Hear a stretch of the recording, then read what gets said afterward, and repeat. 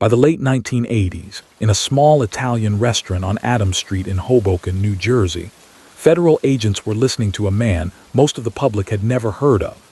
Hidden microphones, planted after months of careful investigation, picked up the clink of plates, the low murmur of conversation, and beneath it all the voice of Louis Manna. On paper, he was a middle-aged man in a modest business, a figure who might pass unnoticed on a crowded city sidewalk. In law enforcement files, he was something else entirely, the reputed consigliere of the Genovese crime family, one of the most powerful organized crime families in the United States. The tapes would capture talk of power, territory, and retribution, including discussions about high-ranking figures in other crime families, and would eventually be played in a federal courtroom as prosecutors described a conspiracy that reached the highest levels of American organized crime. Those recordings were the culmination of more than half a century of social change, criminal evolution, and law enforcement adaptation. They were the endpoint of a story that began in a very different New York, in the final days of the 1920s, when Louis Manna entered a world already shaped by economic crisis, and by the early structure of what would later be called the Mafia. To understand how that quiet voice in a Hoboken restaurant came to represent a key node in a national criminal network, it is necessary to return to the beginning, to the neighborhoods and circumstances that defined his generation. Louis Manna was born on December 2, 1929 in New York City, into an Italian-American family at the moment the country slid into the Great Depression. The stock market had crashed just weeks earlier. Factories closed, savings vanished, and unemployment spread rapidly through working-class communities. For many immigrant families from southern Italy and Sicily, who were already living close to the edge, the downturn magnified long-standing hardships, crowded housing, precarious jobs, and entrenched prejudice against Italians and other recent arrivals. Public records say little about the details of Manna's childhood.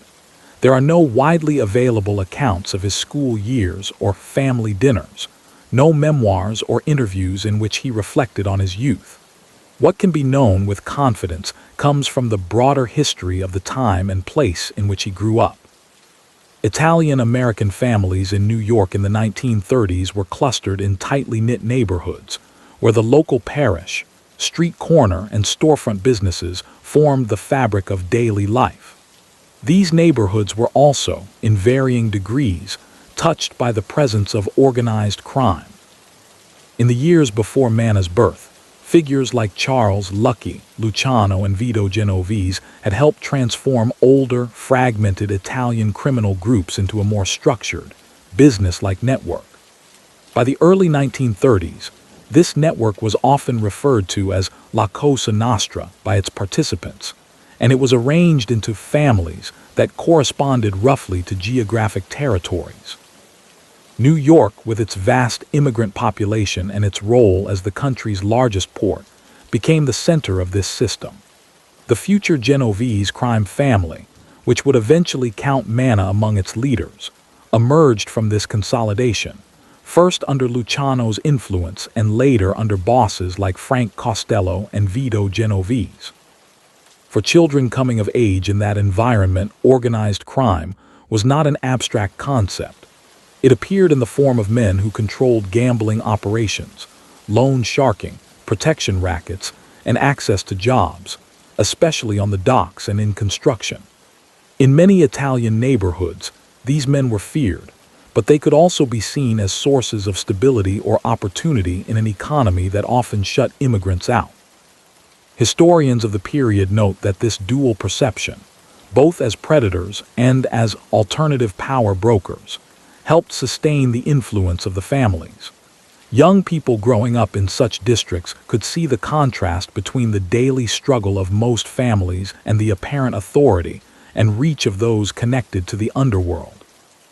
Louis Manna's formative years coincided with a series of national crises that amplified that contrast. During the 1930s, as the New Deal sought to stabilize the economy, organized crime groups adapted. moving from the bootlegging of the Prohibition era into labor racketeering, gambling, and control of key unions. New York's waterfront, stretching from Manhattan across the Hudson to New Jersey cities, was a central arena. Dockworkers, often lacking secure employment, were vulnerable to the influence of those who claimed to organize hearing, settle disputes, and negotiate with employers. For many longshoremen and truckers, access to work could depend on the favor, or at least the tolerance, of local racketeers allied with larger crime families. The young Louis Manna came of age as this system became more entrenched. In 1941, when he was 11, the United States entered the Second World War. The war brought new jobs to the shipyards and factories of the New York, New Jersey area, but it also intensified the strategic importance of the docks. Federal authorities, worried about sabotage and enemy espionage, sometimes relied on established underworld figures for informal control of the piers. This uneasy cooperation, documented in wartime investigations, further normalized the role of organized crime intermediaries in waterfront life. By the end of the war, Manna was a teenager in a city that had changed dramatically. Millions of servicemen were returning home, and the post-war economic boom was about to reshape American life. Yet in many older neighborhoods, the basic patterns of power did not shift as quickly. Jobs were still precarious, housing remained tight, and long-standing tensions between law enforcement and Italian-American communities persisted. Meanwhile, the crime families that had grown during Prohibition were refining their operations, moving deeper into legitimate businesses while maintaining illegal revenue streams. It was in this setting, of post-war optimism mixed with continuing inequality, that Louis Manna is first noted in law enforcement and journalistic accounts as a figure associated with the Genovese family. Sources agree that by the mid-20th century, certainly by the 1950s, he had become an established associate of the organization. The specifics of his first steps into that world are not clearly documented. There is no court transcript describing an initiation moment, no surviving police report that traces the progression from street-level tasks to more trusted responsibilities. But the broad pattern in those years is well known. Young men with local connections, especially those who could be relied upon for discretion and loyalty, might begin by assisting bookmakers, collecting debts, or facilitating small-scale gambling operations. Over time, those who proved reliable were drawn deeper into the structure. The Genovese family into which Manna was absorbed had, by then, become one of the most sophisticated criminal organizations in the country. Under Frank Costello, it had cultivated political contacts and expanded its reach into legitimate businesses. When Vito Genovese maneuvered to take control in the late 1950s, the family shifted again, placing greater emphasis on traditional rackets like gambling and labor control, while still using front companies and seemingly respectable enterprises as cover. This duality, illicit activity veiled by an outwardly conventional appearance, would become a hallmark of the environment in which Manna operated. As the 1950s progressed, the wider American public gained a clearer sense of the existence of organized crime. Senator Estes Kefauver held widely publicized hearings on interstate crime in the early part of the decade, and images of hat-wearing, stone-faced witnesses testifying, or refusing to testify, before Congress entered the national consciousness. In New York and New Jersey, police and prosecutors increasingly attempted to identify the contours of each crime family, who answered to whom, which neighborhoods or industries were effectively owned by which group. Louis Manna's name does not feature prominently in these early headline investigations, a reflection of his position at the time. He belonged to a generation of emerging operators who worked largely in the background, far from the spotlight aimed at better-known bosses and street legends. Over time, this relative obscurity, coupled with his reputation for being physically slight and personally unassuming, would contribute to the nickname, the Thin Man, and to an image of a quiet, calculating presence rather than a flamboyant figure. Later law enforcement descriptions often emphasized this contrast. Where some mobsters sought attention, Manna built influence by avoiding it. One of the key geographic shifts in his life, documented in subsequent indictments and surveillance records, was his movement from his native New York base into neighboring New Jersey, particularly Hoboken, and the surrounding Hudson County waterfront.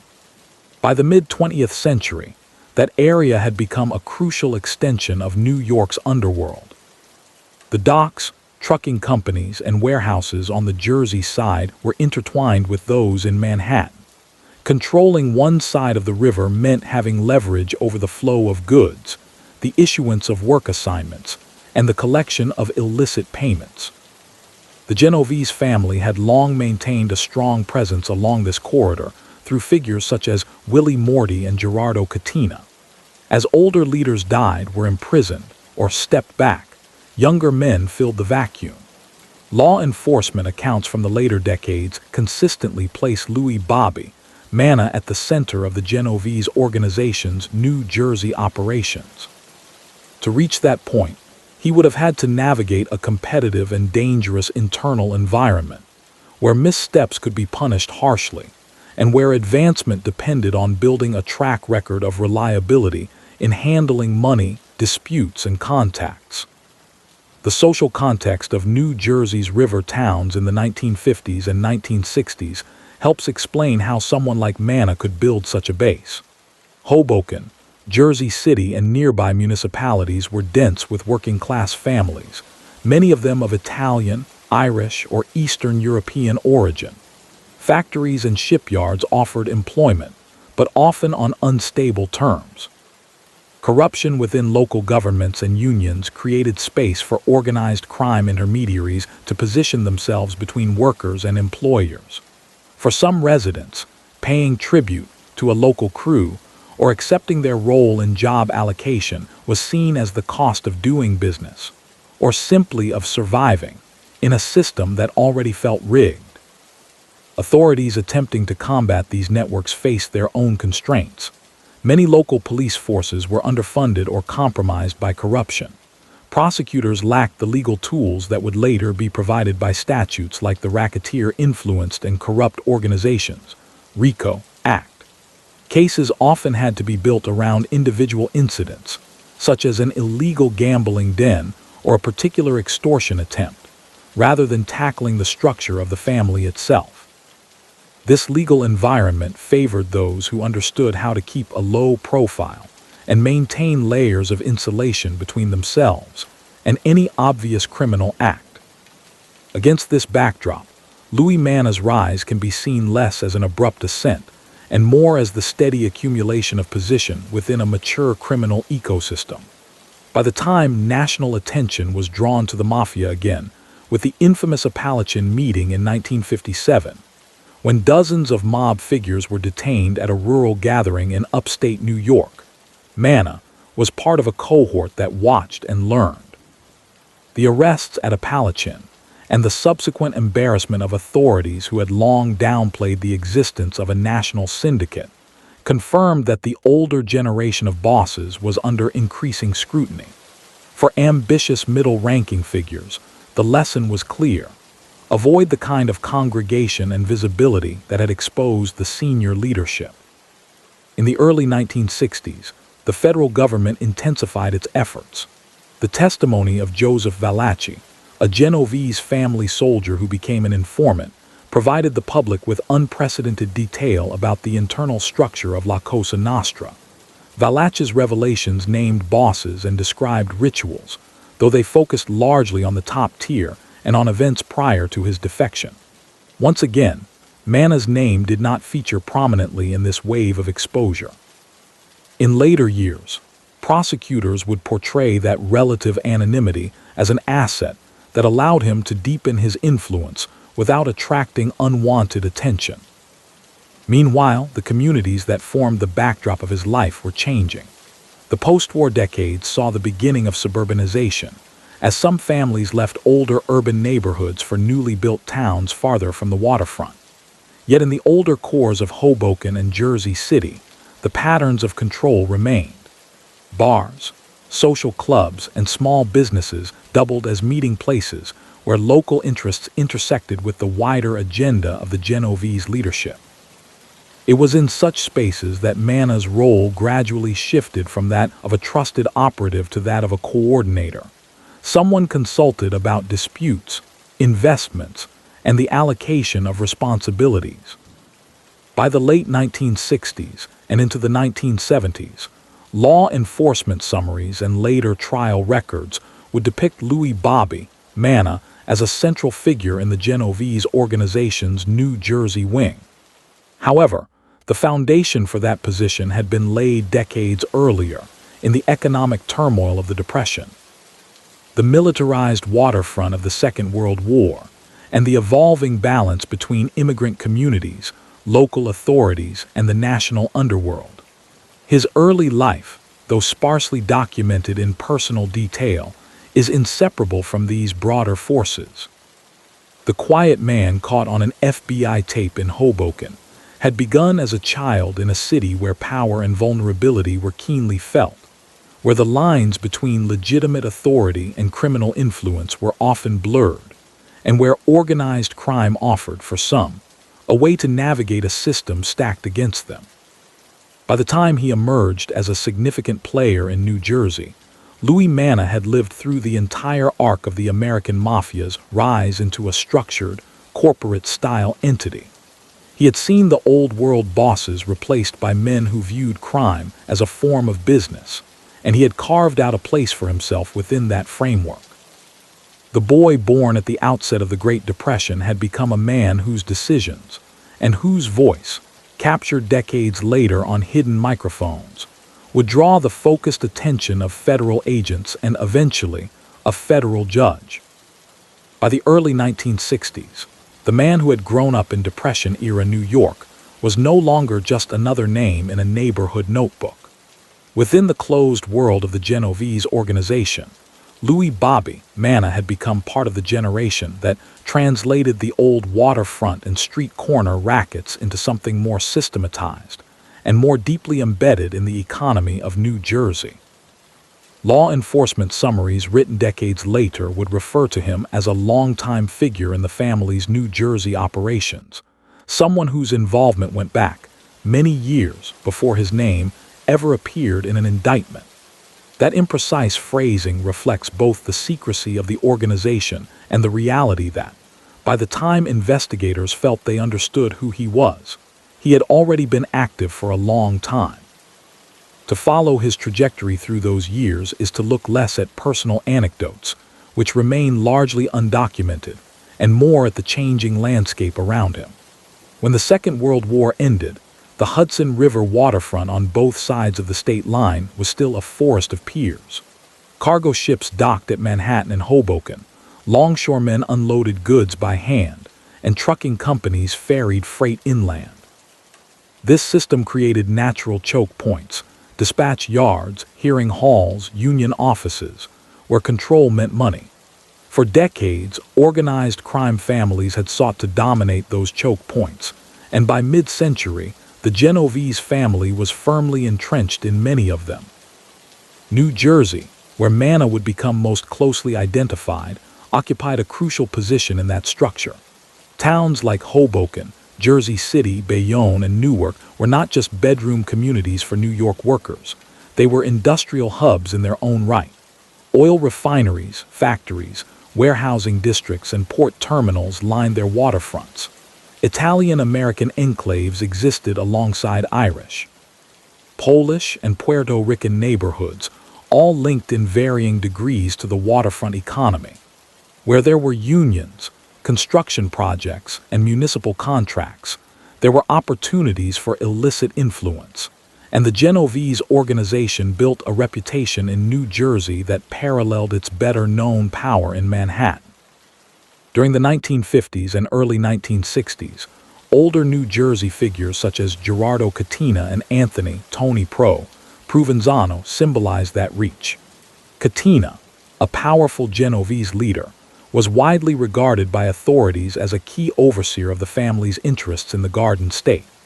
Provenzano, a tough Teamsters official tied to the disappearance of labor leader Jimmy Hoffa, represented the intersection of union power and underworld discipline. Manna's rise unfolded within this world. He is consistently described in later accounts as part of the New Jersey wing of the Genovese family, operating in the orbit created by such men, learning how to manage relationships that span from street-level earners to union offices and, at times, municipal and county politics.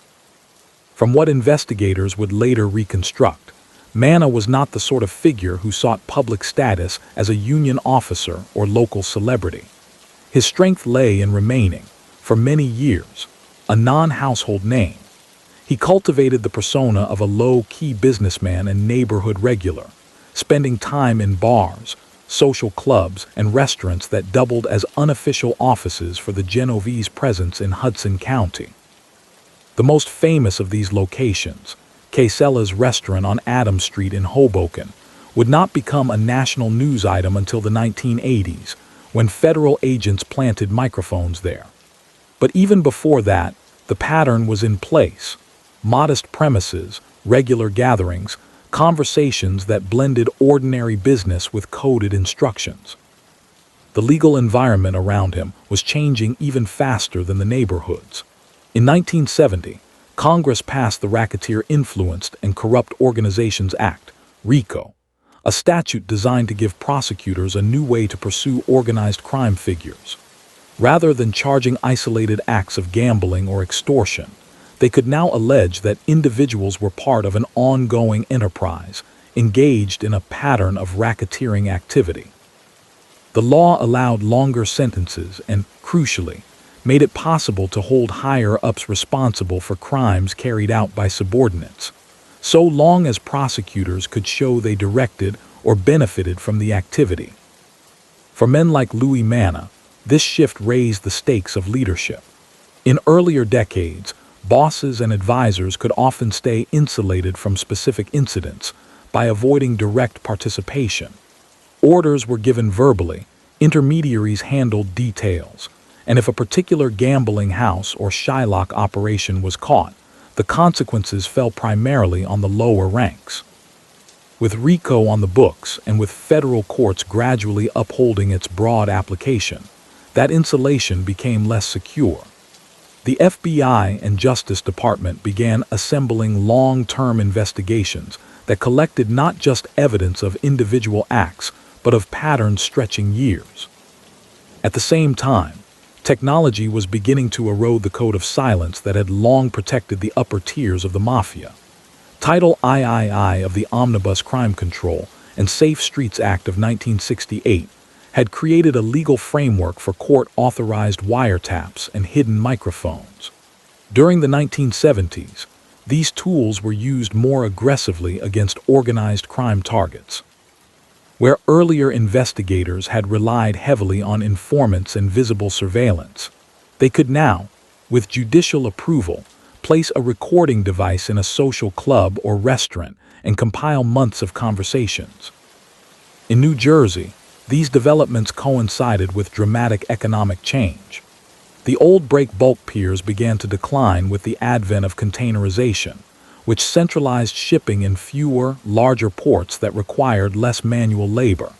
In cities like Hoboken and Jersey City, traditional dock work shrank, factories closed, and poverty deepened in some neighborhoods. For local organized crime structures, the loss of certain rackets was offset by shifts into others. More emphasis on loan sharking as people found credit harder to obtain legally, steady involvement in illegal gambling to supplement diminished wages, and continuing pressure on construction companies and small businesses through extortion and bid rigging. Investigative reporting and court decisions from later decades consistently place Louis "Bobby" Manna within this matrix as a figure who helped coordinate Genovese interests on the New Jersey side of the river. By the 1970s, law enforcement sources were identifying him as an important operative in Hudson County, someone who answered to the family's top leadership, but who enjoyed broad discretion in managing day-to-day matters in New Jersey. He was not, at that stage, a boss in his own right. The Genovese organization remained a centrally controlled family, with its core leadership in New York. But he occupied a position that bridged the distance between that leadership and the street. The broader trajectory of the Genovese family's leadership during this period helps explain the space into which Manna moved. After Vito Genovese was imprisoned in 1959, the family relied on a series of figures who sometimes served as front bosses or acting bosses, shielding more reclusive decision-makers from view. Men like Thomas, Tommy Ryan, Ebali, Frank Funzi Thierry, and Anthony Fat Tony Salerno appeared in public and on law enforcement radar as top Genovese leaders. Behind them, according to later government assessments and insider testimony, stood more secretive strategists such as Philip Benny Squint Lombardo and eventually Vincent Chin Gigant. New Jersey was an essential component of this structure, both financially and as a buffer. A powerful and stable New Jersey wing meant steady income from gambling, loans, labor racketeering, and control over certain businesses, without the same level of immediate media focus that surrounded Manhattan's storied neighborhoods. Over time, Louis Manna became, in the eyes of federal investigators, the person who ensured that this wing remained loyal to and coordinated with the top Genovese leadership. When prosecutors later described him as a consigliere, an advisor and senior counselor, they were pointing not just to a formal title, but to this connective role. As the 1970s progressed, federal pressure on organized crime intensified nationwide. The Knapp Commission had exposed corruption in the New York City Police Department earlier in the decade, prompting reforms and leading to a greater willingness to work with federal agencies on longer-term cases. The FBI created dedicated organized crime squads that focused on specific families, building informant networks and cross-referencing intelligence from different regions. In New Jersey, the U.S. Attorney's Office in Newark and state prosecutors in Trenton began collaborating more closely with federal agencies in New York, recognizing that the criminal organizations they faced did not respect state boundaries. Yet for many years, these efforts translated into only limited, episodic legal pressure on someone like Manna.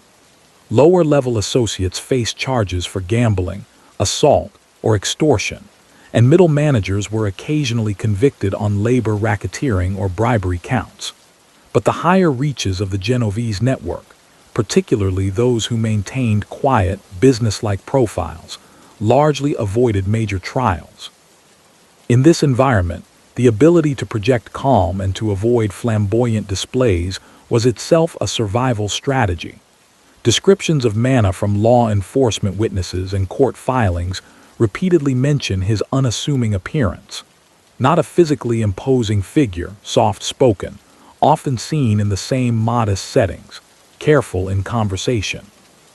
His relative invisibility outside of law enforcement circles stands in contrast to some contemporaries in other families, whose names became front-page shorthand for the mafia during the 1970s and early 1980s.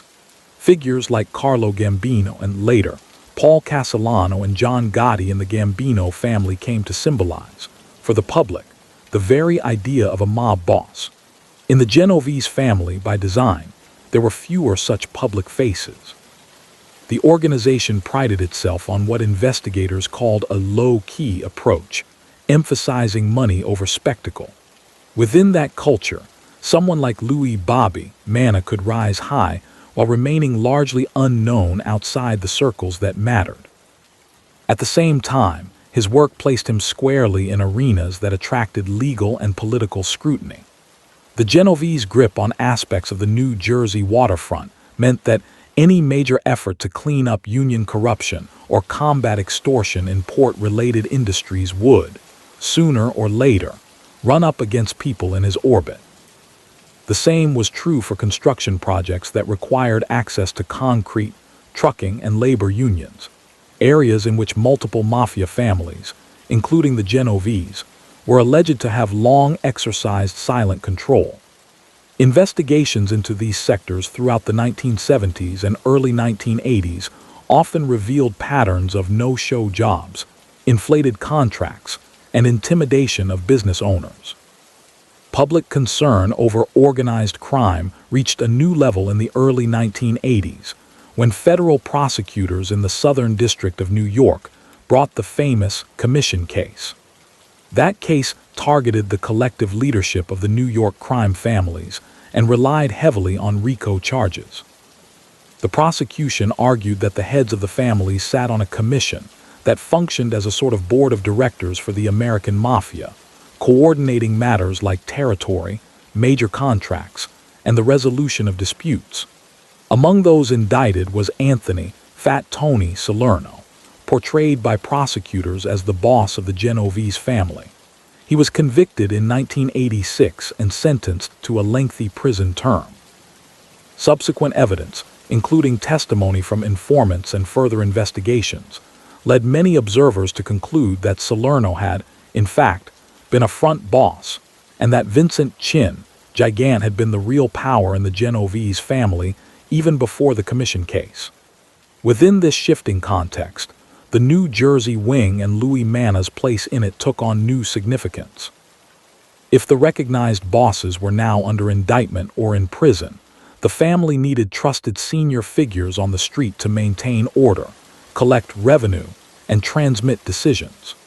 Prosecutors would later argue that, by the mid-1980s, Manna occupied precisely that role for the Genovese organization under Gigant's leadership.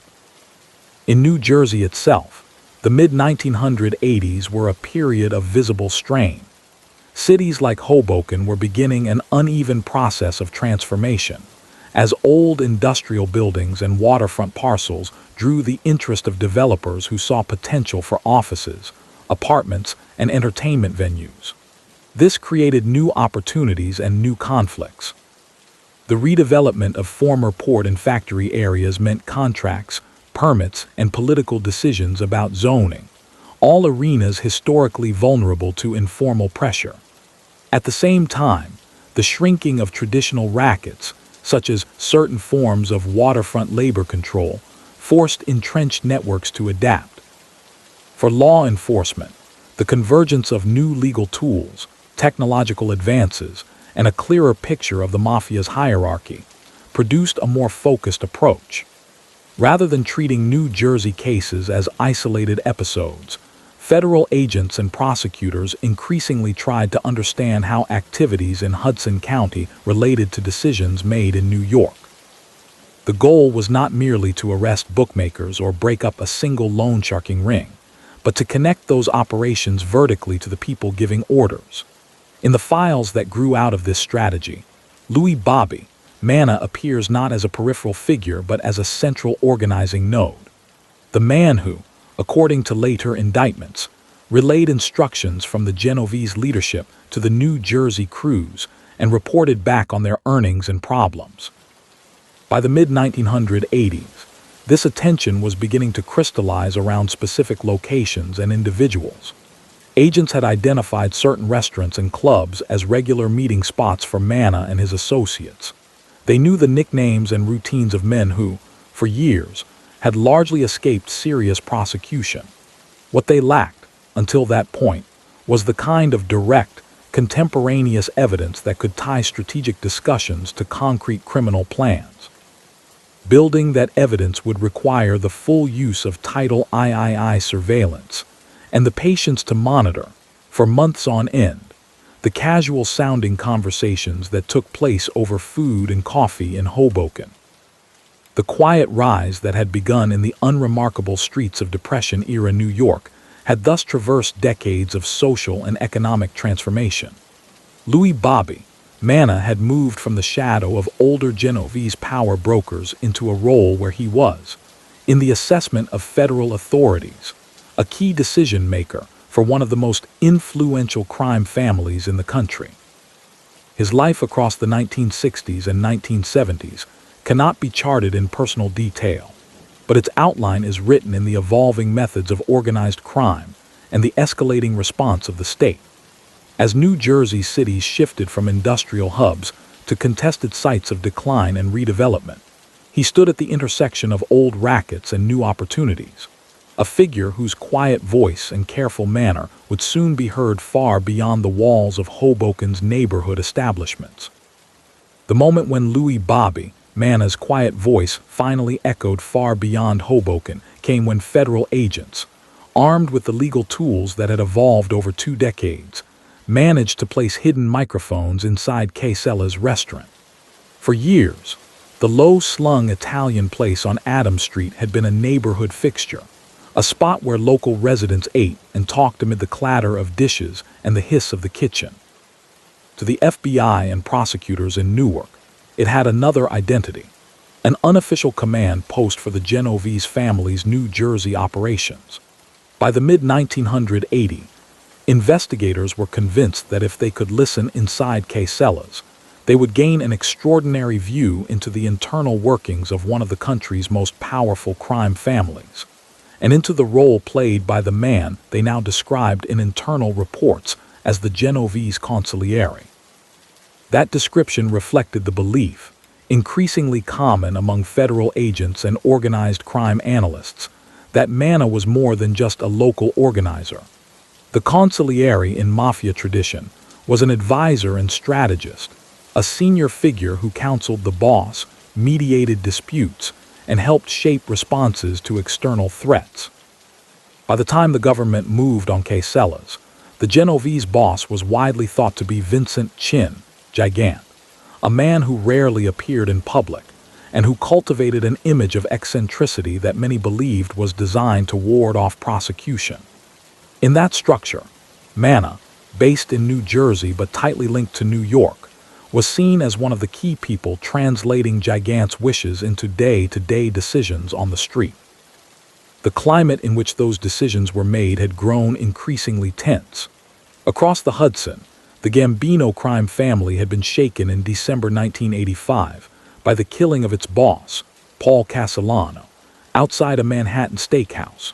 The man who emerged as the new Gambino leader, John Gotti, had come to power through a brazen, unsanctioned attack that bypassed the traditional requirement of commission approval for the removal of a boss. To many in the old guard of other families, including the Genovese, this was not just a violent power play. It was an affront to the criminal system's own rules, a move that risked attracting heightened law enforcement focus to all the New York organizations. In response, high-level figures in the Genovese and Lucchese families began to discuss how to rein in or neutralize the new Gambino leader. In April 1986, Gambino underboss Frank DeSicco was killed in a car bombing in Brooklyn, an attack that investigators later attributed to a joint Genovese, Lucchese plot aimed at Gotti, but that instead claimed his close ally. That event underscored how deeply the conflict ran.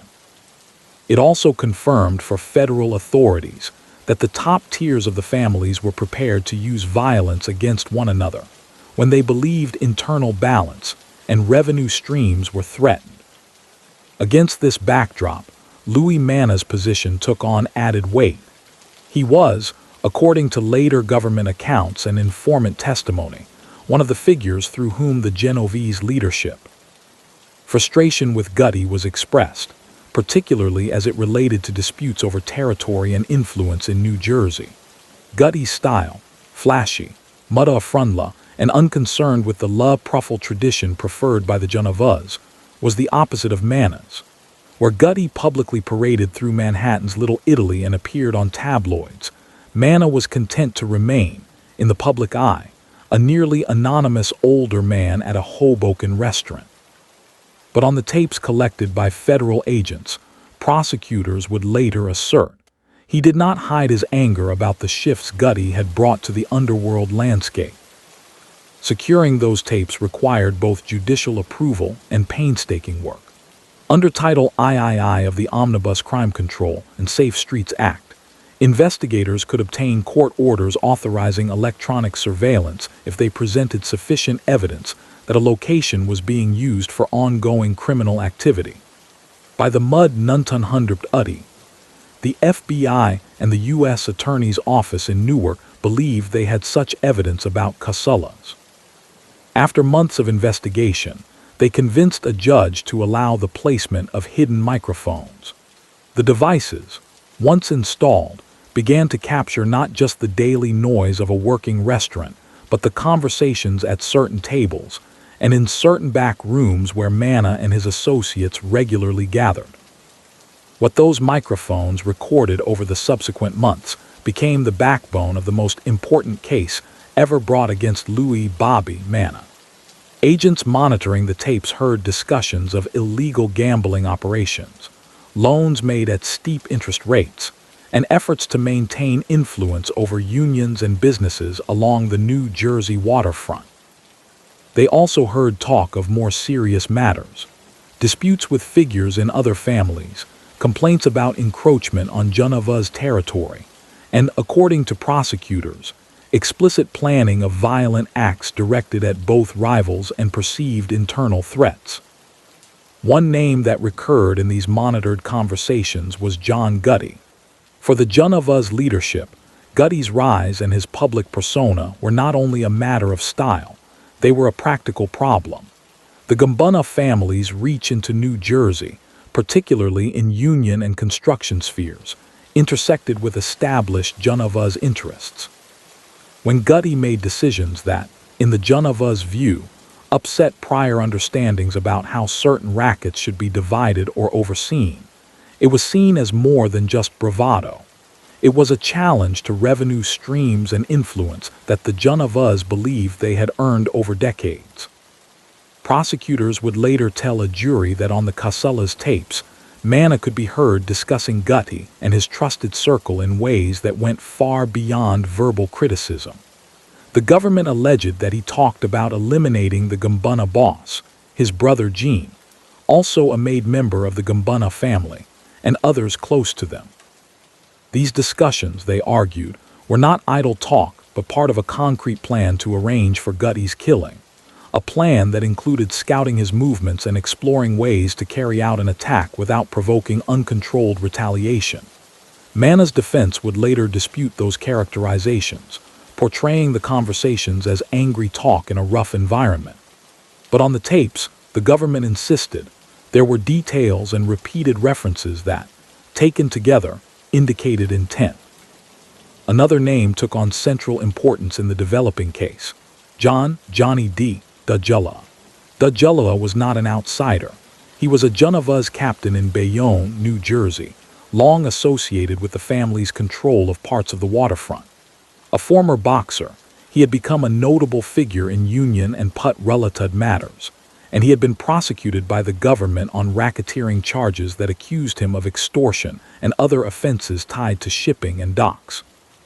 When he was acquitted in one such trial in the 1980s, it was a significant setback for federal prosecutors who had invested years in the case. Inside the Genevieve's world, Dagella's situation was more complicated. According to the later narrative presented by the government, there were concerns within the family about his reliability, including disputes over money and suspicions about how he had managed to beat serious federal charges. Whatever the precise internal logic, Dagella vanished in 1988.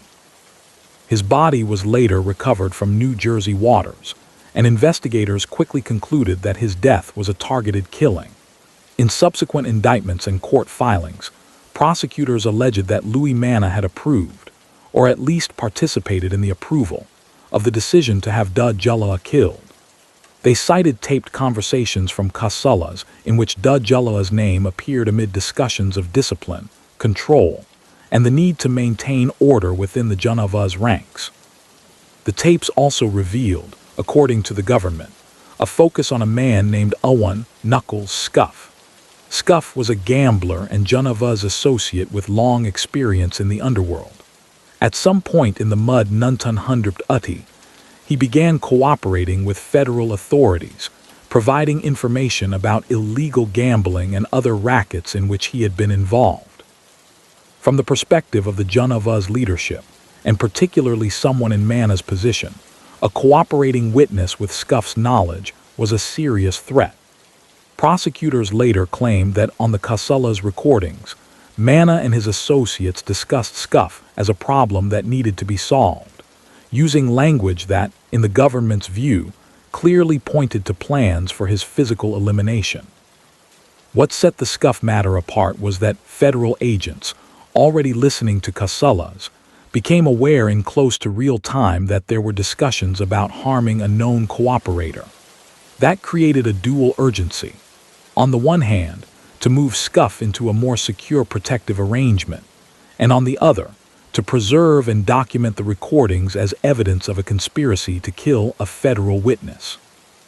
When the Manna case eventually went to trial, prosecutors would present these tapes as proof not only of the Junavaz organization's willingness to use violence, but also of Manna's direct involvement in planning an attack that, had it been carried out, would have struck at the justice system's ability to function.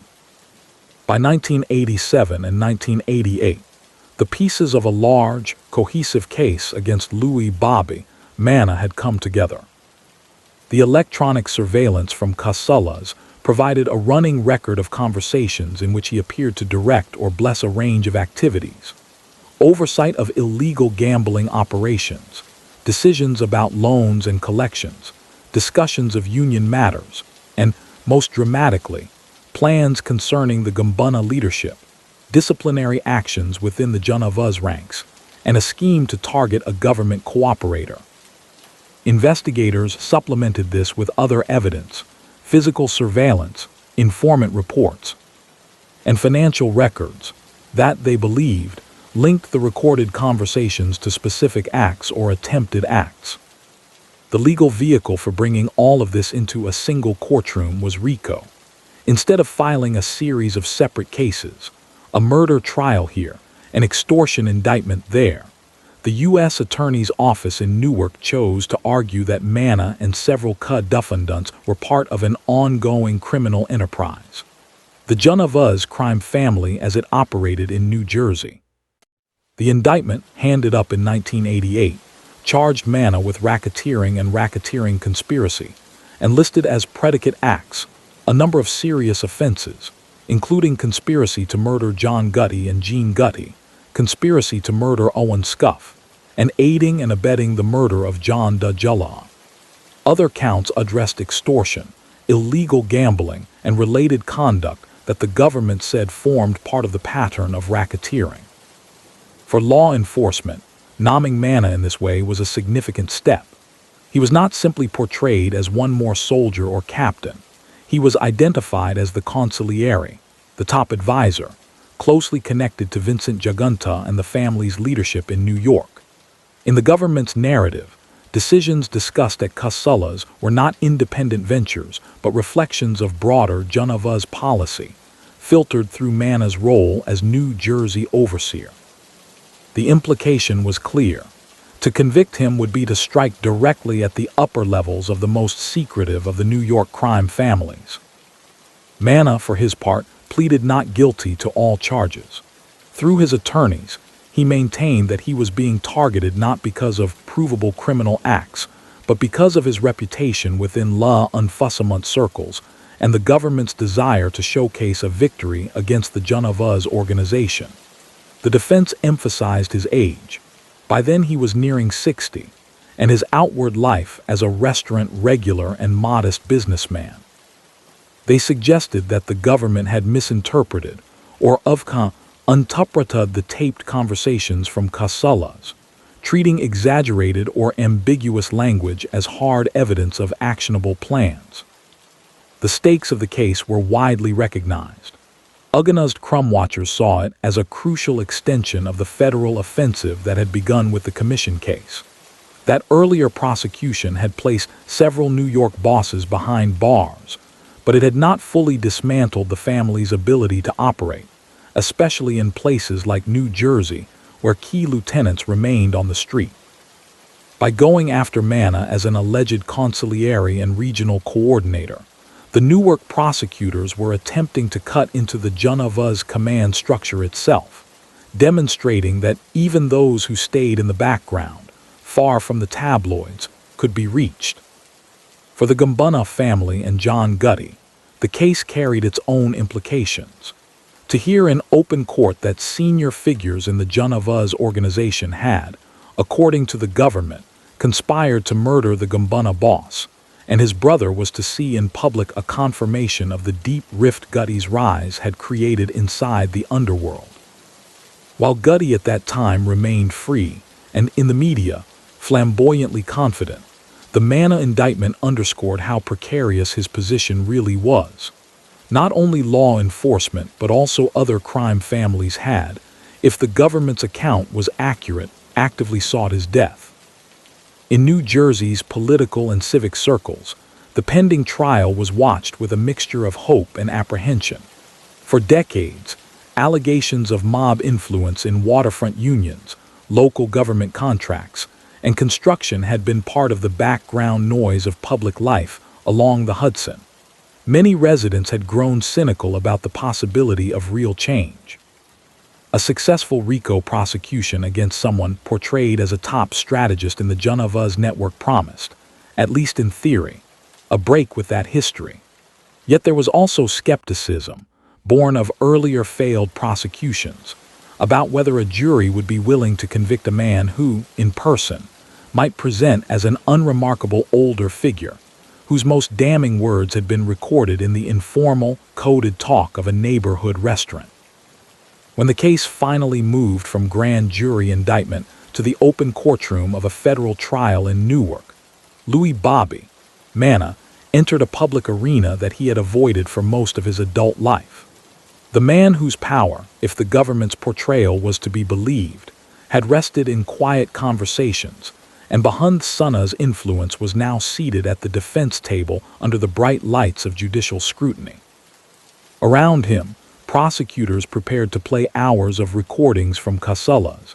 Agents stood ready to explain how they had interpreted those tapes, and former associates were lined up to testify about the structure and customs of the Junavaz family. The long arc of his rise, from a youth shaped by Depression-era hardship to a mud-edged consigliere whose voice was now captured on hidden microphones, had brought him to this point, where a single jury would be asked to decide whether that quiet voice masked an orchestrator of serious crimes. When the courtroom doors opened in Newark, and the case of United States v. Louis Manna was finally called, a man who had spent most of his adult life avoiding cameras and headlines stepped, for the first sustained time, into public view.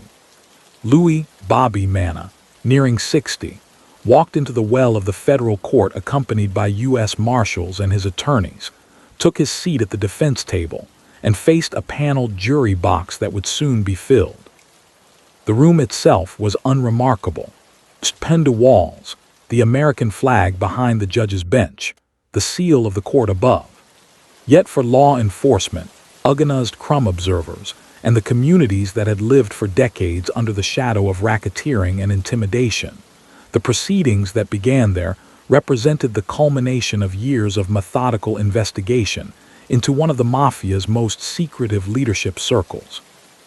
The indictment that brought Manna to trial was dense with legal language, but its core claims were stark. The government alleged that for many years he had been a high-ranking member of the Junavaz crime family, and by the mud Nuntun Hundred Utties, its consigliere, a senior advisor and strategist, operating primarily out of New Jersey. As such, prosecutors said, he supervised or approved a range of activities: illegal gambling, lunchakung, and extortion along the New Jersey waterfront and beyond, as well as more serious acts involving plans to kill rivals and perceived traitors. The charges were framed under the Racketeer Influenced and Corrupt Organizations Act, RICO, which permitted the government to treat the Junavaz family itself as a criminal enterprise, and to argue that a pattern of offenses, extortion, conspiracy to murder, and other crimes, added up to organized racketeering directed by its leadership. In practical terms, this meant that the jury would be asked to decide not just whether Manna had engaged in a specific illegal act on a specific day, but whether he had participated in and helped direct an ongoing criminal structure. The indictment listed as predicate acts a series of serious allegations: conspiring to murder Gumbunna boss John Gutty and his brother Gene, conspiring to murder Owen Knuckles Scuff, a Gumbuk Tunnad federal cooperator, and aiding and abetting the murder of Junavuz Captain Johnny D. Dajula. Around these acts, the government wove additional charges related to extortion and illegal gambling, meant to show the financial foundation of the enterprise and Manna's role in it. Jury selection underscored the sensitivity of the case. Prospective jurors were asked whether they had heard of Manna, of the Junavuz family, or of the more widely known figure of John Gutty. Many were familiar with Gutty, whose highly publicized trials and media appearances had made him a household name, but far fewer had ever heard of the man now accused of plotting his death. The prosecutors and defense attorneys probed for biases, fears about retaliation, preconceptions about organized crime, or skepticism of government wiretaps. Those finally seated would be tasked with sifting through months of recordings, testimony from federal agents and cooperating witnesses, and complex explanations of how an informal criminal hierarchy functioned behind the facade of neighborhood businesses. From the outset of the trial, the prosecution's strategy was clear.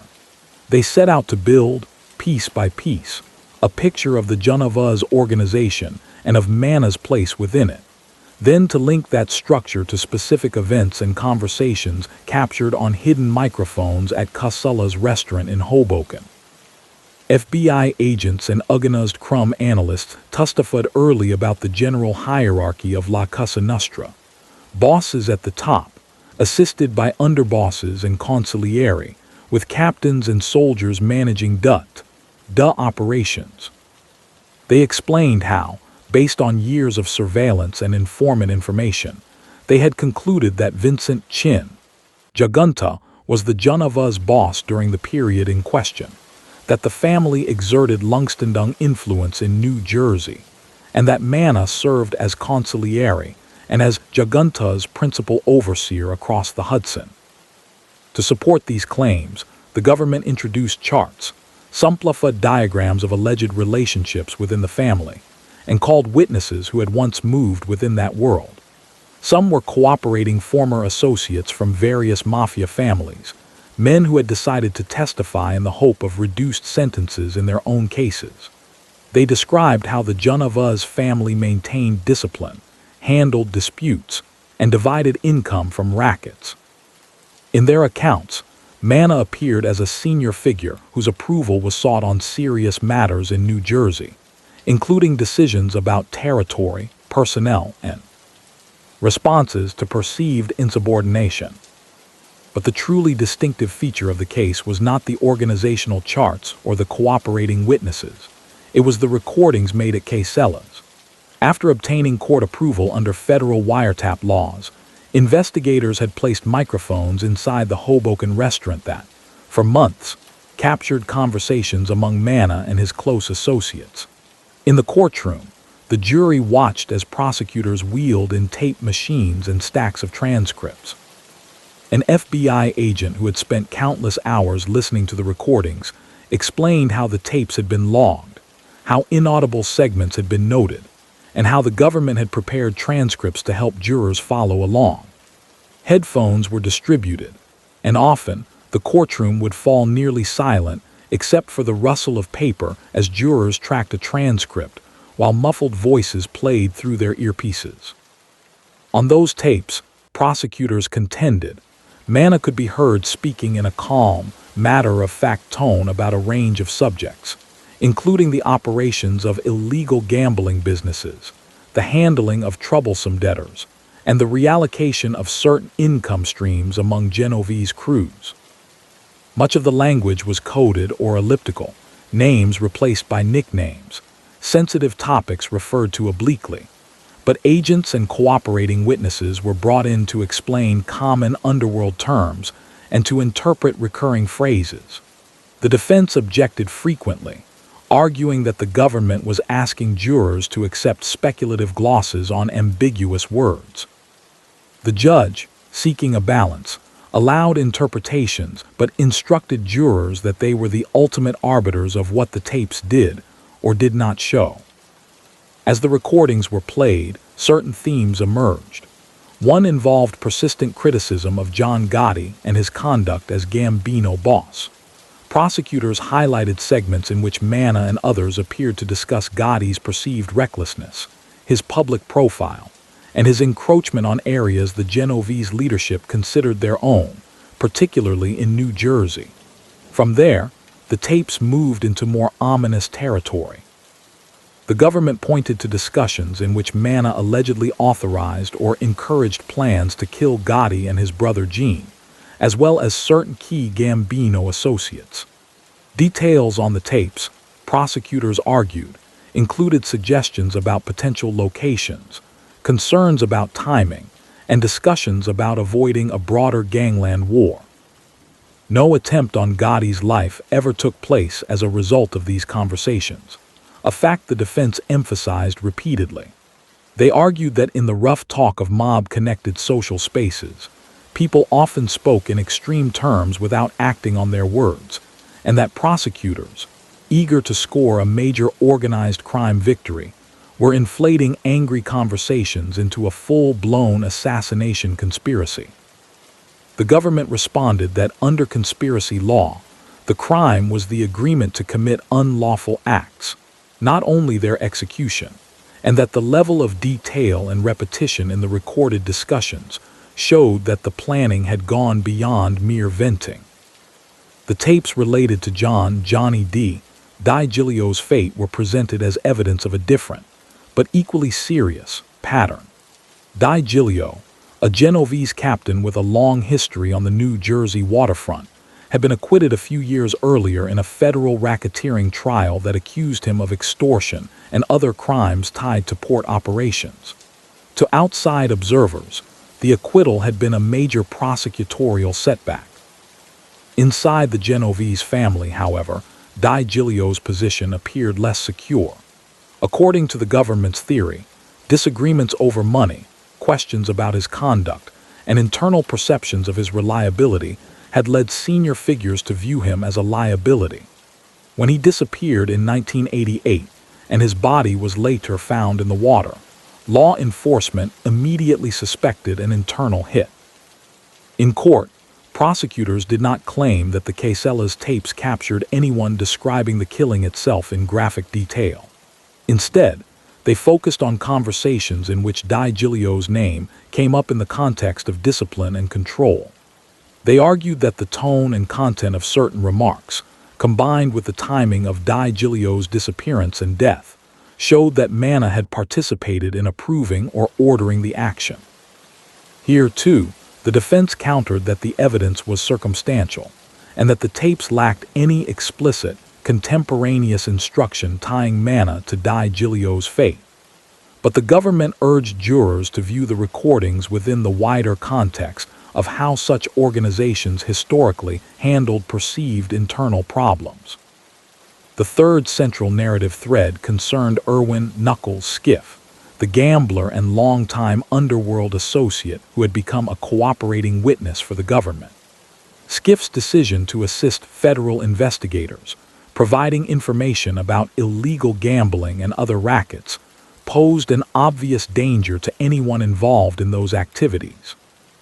The tapes from Casella's captured, prosecutors said, discussions in which Manna and others characterized Skiff as a traitor and talked about him as a problem that had to be removed.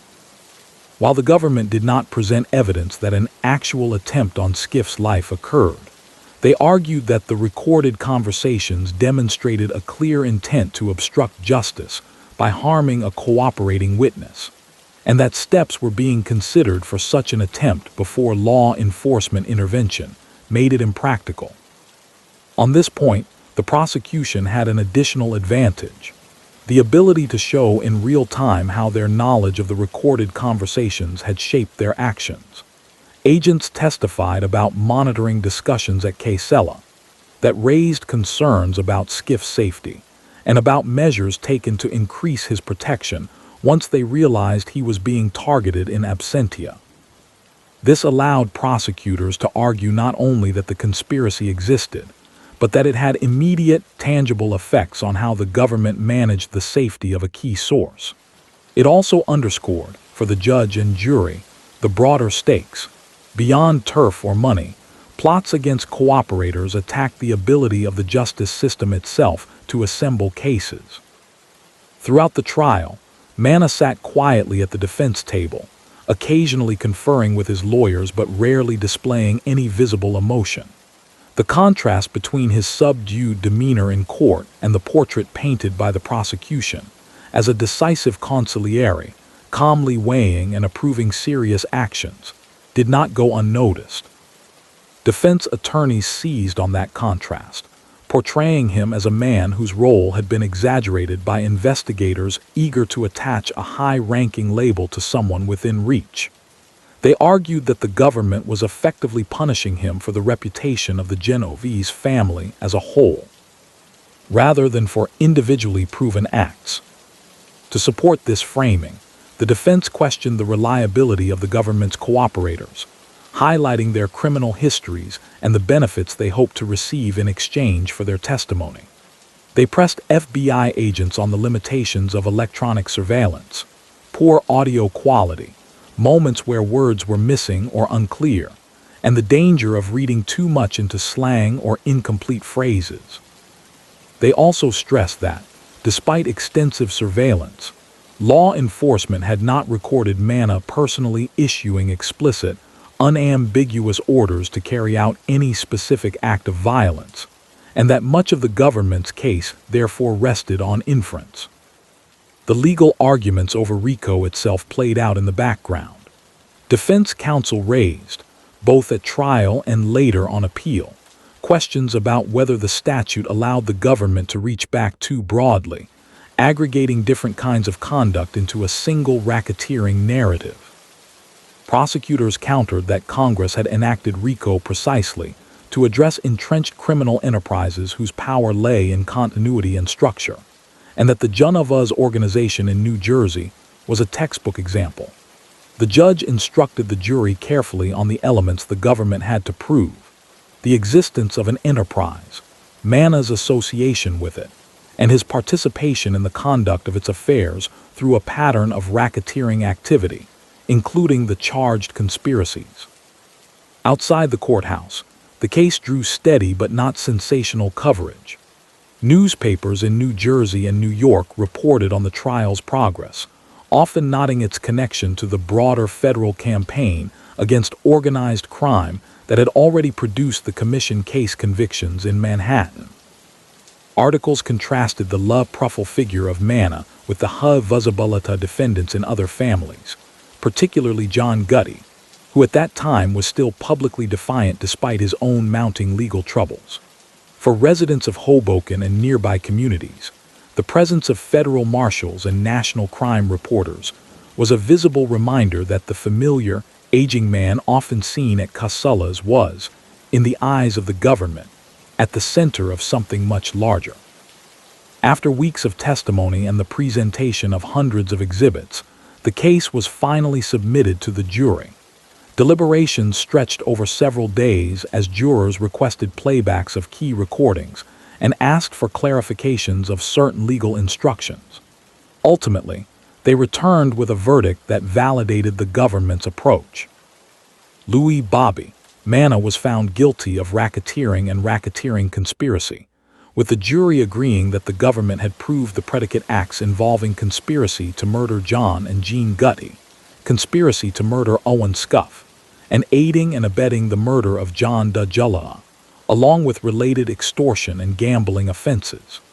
Several co-defendants were also convicted on various counts, reflecting the jury's acceptance of the broader enterprise narrative. At sentencing, the gravity of the verdict was translated into years.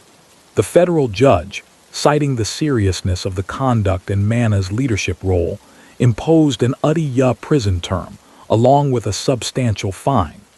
Given his age, the sentence amounted to what many observers called a practical life term. In remarks from the bench, the court emphasized the harm caused by long-term organized racketeering, The intimidation of communities, the corruption of unions and businesses, and the willingness to plan or authorize lethal violence when it suited the enterprise's interests. The message was framed as both punishment for past acts and deterrent warning to others who still operated within similar structures. Manna's attorneys moved quickly to appeal, challenging both the sufficiency of the evidence and the legal theories under which it had been presented. They argued to the Court of Appeals that the government had stretched conspiracy law too far, especially in relation to the uncompleted plots against the Guttas and Scuff, and that the judge had erred in certain evidentiary rulings about the tapes and witness testimony. The appellate judges, however, after reviewing the record, upheld the convictions, accepting the trial court's assessment of the evidence and the jury's role in weighing it. Further petitions, including efforts to bring the case before the Supreme Court, failed. With those decisions, the verdict against Louis Manna became final. The man once described in internal law enforcement documents as the quiet coordinator of Genevieve's interests in New Jersey, the consigliere whose words had guided others in Hudson County's underworld, was transferred into the federal prison system to begin serving an UDIA sentence. For the communities around Hoboken and the broader organized crime landscape of the region, his departure marked a turning point, a visible sign that the insulation long enjoyed by high-level figures was eroding, and that the hidden conversations of a small restaurant on Adams Street could, when exposed to legal scrutiny, reshape the fate of a man who had spent a lifetime cultivating the power of remaining in the background. In the spring of 1989, the long, quiet accumulation of evidence against Louis Manna was finally laid out in open court. In a federal courtroom in Newark, prosecutors began presenting the case that would define his public reputation, that he was not simply a neighborhood regular at a Hoboken restaurant, but the New Jersey consigliere of the Genevieve's crime family, responsible for guiding and approving acts that ranged from illegal gambling and extortion to conspiracies to kill high-profile figures in other crime families and a suspected informer. For years, Manna's influence had been described in law enforcement memoranda and confidential briefings. Now, under the rules of a federal trial, it had to be translated into admissible evidence and persuasive narrative. The indictment that brought him there was built around the RICO statute. It alleged that the Genevieve's crime family constituted a continuing criminal enterprise, and that Manna, as a senior participant, had engaged in a pattern of racketeering activity on its behalf. The predicate acts listed in the indictment were serious: conspiracy to murder Gumbunna boss John Gutty and his brother Gene, conspiracy to murder Owen Knuckles Scuff, and aiding and abetting the murder of Genevieve's Captain Johnny D. DeJulla, along with various extortion and gambling offenses. The structure of the case allowed prosecutors to argue that these disparate acts were not isolated incidents, but elements of a coordinated system in which Manna played a guiding role. From the outset, the centerpiece of the government's presentation was the trove of recordings made inside Casella's restaurant. Agents had spent months listening to conversations captured by hidden microphones in the Adams Street establishment, logging dates, times, and identities of speakers. In court, they began to play selected excerpts, accompanied by transcripts that jurors could follow line by line. The tapes did not sound like the polished threats of a movie script. Instead, they captured the everyday cadence of men accustomed to speaking in shorthand and euphemism, mixing mundane comments about food and local gossip with discussions of money, disputes, and people who, in their world, mattered. To ensure that the jury understood what they were hearing, the government called FBI agents and linguistically skilled analysts who had monitored the tapes. They explained the nicknames, the references to our friends and the other side, the coded ways in which money and violence were discussed. Prosecutors argued that beneath the casual tone, there was a clear hierarchy. People deferred to Manna, brought problems to him, and listened when he gave instructions or commentary on what should be done.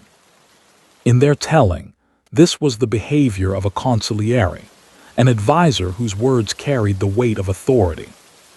Among the most striking excerpts in the prosecution's view were those dealing with John Gotti. On tape, Manna could be heard criticizing the new Gambunna boss in forceful terms, complaining about his public profile and his perceived encroachment on Lungstendung understandings about territory and influence. Prosecutors pointed to passages where, they argued, the conversation moved from frustration into planning, with talk of arranging surveillance of Gotti's movements and exploring the feasibility of an ambush. The government stressed that these were not isolated remarks, but part of a series of discussions in which the idea of eliminating Gotti and his brother repeatedly surfaced. The tapes dealing with Owen Scuff were presented as even more direct. Scuff was a gambler and Jonava's associate who had begun providing information to the FBI about illegal operations. His cooperation was known, at least in general terms, within underworld circles. On the Casella's recordings, jurors heard Manna and others refer to him in the context of betrayal and retaliation. Prosecutors argued that the language used could only reasonably be interpreted as talk of having Scuff killed, particularly when combined with other evidence that the family had identified him as a source of damaging information. Scuff himself, under protection, had cooperated extensively with the government. The extent and nature of any testimony he gave in Manna's case is not as well documented in the public record as the tapes themselves, but the substance of his cooperation unquestionably shaped the government's understanding of Jonava's operations. The murder of Johnny D. Dujaloa formed another central pillar of the case. Dujaloa, a Jonava's captain with deep roots in Bayonne's waterfront rackets, had been tried and acquitted on federal charges that accused him of extortion and related crimes. When he disappeared in 1988 and was later found dead in New Jersey waters, investigators concluded that the killing was an internal mafia matter. In Newark, prosecutors argued that the Casella's recordings and other evidence showed that DiGilio's fate had been discussed at the highest levels of the New Jersey Genovese wing, and that Manna had, at minimum, approved the move to eliminate him. They tied phrases from the tapes to the timeline of DiGilio's disappearance, suggesting that what jurors were hearing was not abstract talk, but deliberation about an act that was subsequently carried out. Manna's defense team worked to undercut these interpretations at every turn. They did not deny that he had spent time at Casella's or that his voice appeared on the tapes. Instead, they focused on context and meaning. They argued that the language of the recordings was often ambiguous, shaped by the idiom of tough neighborhoods where men spoke harshly about enemies or rivals without necessarily intending literal action. Hyperbole, they suggested, was being mistaken for planning. References that prosecutors portrayed as coded instructions, the defense said, could just as easily be colorful expressions of anger in a culture where talk was one thing and actual deeds another. On the question of Manna's role within the Genovese family, defense attorneys challenged the government's portrayal of him as consigliere. They acknowledged that he knew people involved in illegal gambling and other underworld activities. In the communities where he lived and worked, such connections were difficult to avoid. But they denied that he held a formal leadership post or that he had the authority to order or approve serious crimes. The government, they suggested, had inflated his status in order to present a more compelling narrative and to notch a headline-grabbing victory against a high-ranking figure. The defense also attacked the application of RICO in the case. They argued that the government had bundled together distinct allegations, some involving crimes that had actually occurred, others involving only conspiracies or discussions, to create the appearance of a sweeping criminal enterprise in which their client was a central orchestrator. In doing so, they claimed, prosecutors risked convicting Manna not for specific acts proved beyond a reasonable doubt, but for being associated with people and places that law enforcement had long targeted. In essence, They suggested that he was being punished for proximity and reputation, rather than for concrete, demonstrable conduct. Despite these arguments, the weight of the recordings and supporting evidence proved difficult to overcome. Jurors heard hours of conversation in which Manna's voice was present as serious matters were discussed. They saw the government link those conversations to timelines of real-world events. Di Giglio's disappearance, moves to protect Skiff, adjustments in Genovese and Gambino territories, and ongoing extortion and gambling schemes. While the defense warned against reading too much into the culture of tough talk, prosecutors reminded the jury that under federal law, conspiracy charges did not require that a murder actually be carried out. Agreement and steps in furtherance of a plan could be enough. After weeks of testimony and argument, the case went to the jury. Deliberations took time, as jurors sifted through transcripts, replayed key recordings, and worked through the legal instructions they had been given about RICO, conspiracy, and aiding and abetting. In the summer of 1989, they returned with their verdicts. Louis Manna was found guilty on the central RICO counts and on the charges that he had conspired to murder John Gotti, Gene Gotti, and Irwin Skiff, and that he had aided and abetted the murder of John Di Giglio. Several co-defendants were also convicted of related charges. The conviction set the stage for a sentencing hearing in which the court would determine how much time Manna and his co-defendants would serve. For the government, this was an opportunity to emphasize the gravity of the offenses.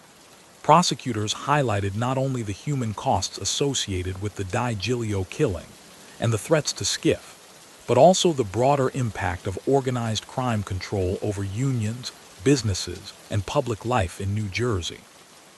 They argued that high-ranking figures who sat at the center of such networks bore special responsibility, even if they did not personally carry out every act. A stiff sentence, they said, was necessary both to punish and to deter, to send a message to others in similar position that the days of effective immunity were over.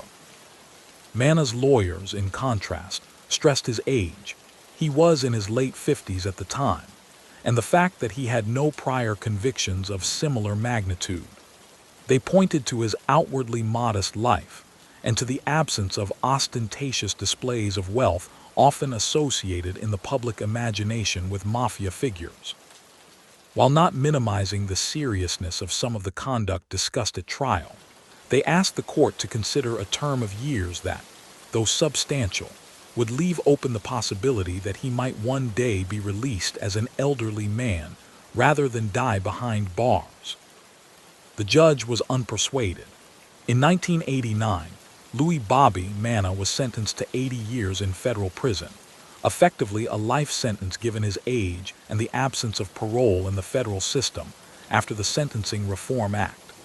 The term was structured through consecutive sentences on different counts, reflecting the court's view that the various conspiracies and the Di Giglio murder warranted separate punishment. With good time credits, the Bureau of Prisons calculated a projected release date many decades in the future, a date he would almost certainly never live to see. Manna was transferred from New Jersey to the federal prison system, beginning a period of incarceration that would last into his old age. Over the years, he would be housed in different institutions, including high-security facilities appropriate for someone classified as a leader in organized crime, and as he aged and his health needs changed, more medically equipped environments. The move from the familiar streets and restaurants of Hoboken to the regimented world of federal prison marked a sharp break in a life that had long been organized around informal power and neighborhood territory. Yet even behind bars, his legal battle did not end. Like most defendants in major federal cases, Manna appealed his conviction and sentence. His attorneys argued before the U.S. Court of Appeals for the Third Circuit that the trial court had erred in admitting certain evidence, that the government's use of electronic surveillance had overstepped legal bounds, and that the jury instructions on RICO and conspiracy had been flawed. They also questioned the severity of the sentence. suggesting that it was disproportionate compared to those imposed on others, convicted of somewhat similar conduct. The appellate court, however, upheld the conviction and sentence.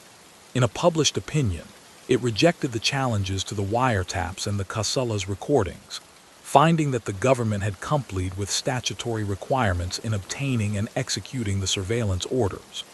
The court also concluded that the evidence presented at trial, including the tapes and corroborating testimony, was legally sufficient to support the jury's findings on each count. On the question of the lengthy sentence, the judges deferred to the trial court's assessment of the seriousness of the crimes and the need for deterrence, particularly given Manna's role as a senior figure in a major organized crime family. The Supreme Court declined to review the case, leaving the appellate decision in place. Over time, Manna pursued additional avenues of post-conviction relief, including motions under federal habeas corpus provisions. These filings typically alleged new legal theories or claimed that his trial or appeal counsel had been ineffective in certain respects. None of these efforts succeeded in overturning his conviction or reducing his sentence. Each denial further solidified the reality that the Utiya term imposed in 1989 would stand. As the 1990s and 2000s unfolded, the world outside Manna's prison walls changed dramatically. The commission case and subsequent prosecutions weakened the traditional mafia families. John Gotti, whose killing Manna had been convicted of plotting, was instead convicted himself in 1992 after his underboss, Solvitka, Sammy the Bull Gravana, agreed to testify for the government. Gotti died in federal prison in 2002. Vincent Chin, Jagunta, long thought to be the hidden boss of the Janavaz family, was indicted in the early 1990s and eventually convicted in 1997. He too died behind bars in 2005. New Jersey's waterfront was redeveloped, with container ports, office buildings, and apartments replacing many of the old piers and factories that had once formed the basis of so many rackets. Within the evolving history of American organized crime, Manna's case remained a reference point. For law enforcement professionals and legal scholars, it illustrated the combined use of RICO, electronic surveillance, and conspiracy law to reach up-level figures, even in the absence of direct physical evidence tying them to specific acts of violence. The conviction for plotting to murder John Gotti and his associates, based largely on recorded conversations in which no actual attack had yet taken place, underscored the state's ability to intervene earlier in the planning process. The conviction related to John Dujala's murder, built on a mix of tapes and circumstantial evidence, showed how the government could link Dusajan Mukkas to outcomes even when they were far removed from the scene. For residents of Hoboken and the wider New Jersey waterfront, the memory of Manna's era gradually receded amid new economic and demographic realities. Yet his name would surface periodically in news reports and court filings, especially as he aged. In the late 2010s, when he was nearing 90, his attorneys filed motions seeking a reduction in sentence or compassionate release, citing his age, health problems, and what they described as an exemplary disciplinary record in prison. They emphasized that he had spent decades without significant infractions and argued that whatever risk he once posed to the public had long since faded. Prosecutors opposed these motions, returning to the gravity of the underlying offenses. They reminded the court that Manna's convictions involved conspiracies to kill a federal cooperator and leaders of another crime family, as well as his role in a murder within his own organization. The seriousness of such conduct, they argued, did not diminish with time, and granting early release could send an unwelcome signal about the consequences for high-ranking organized crime figures.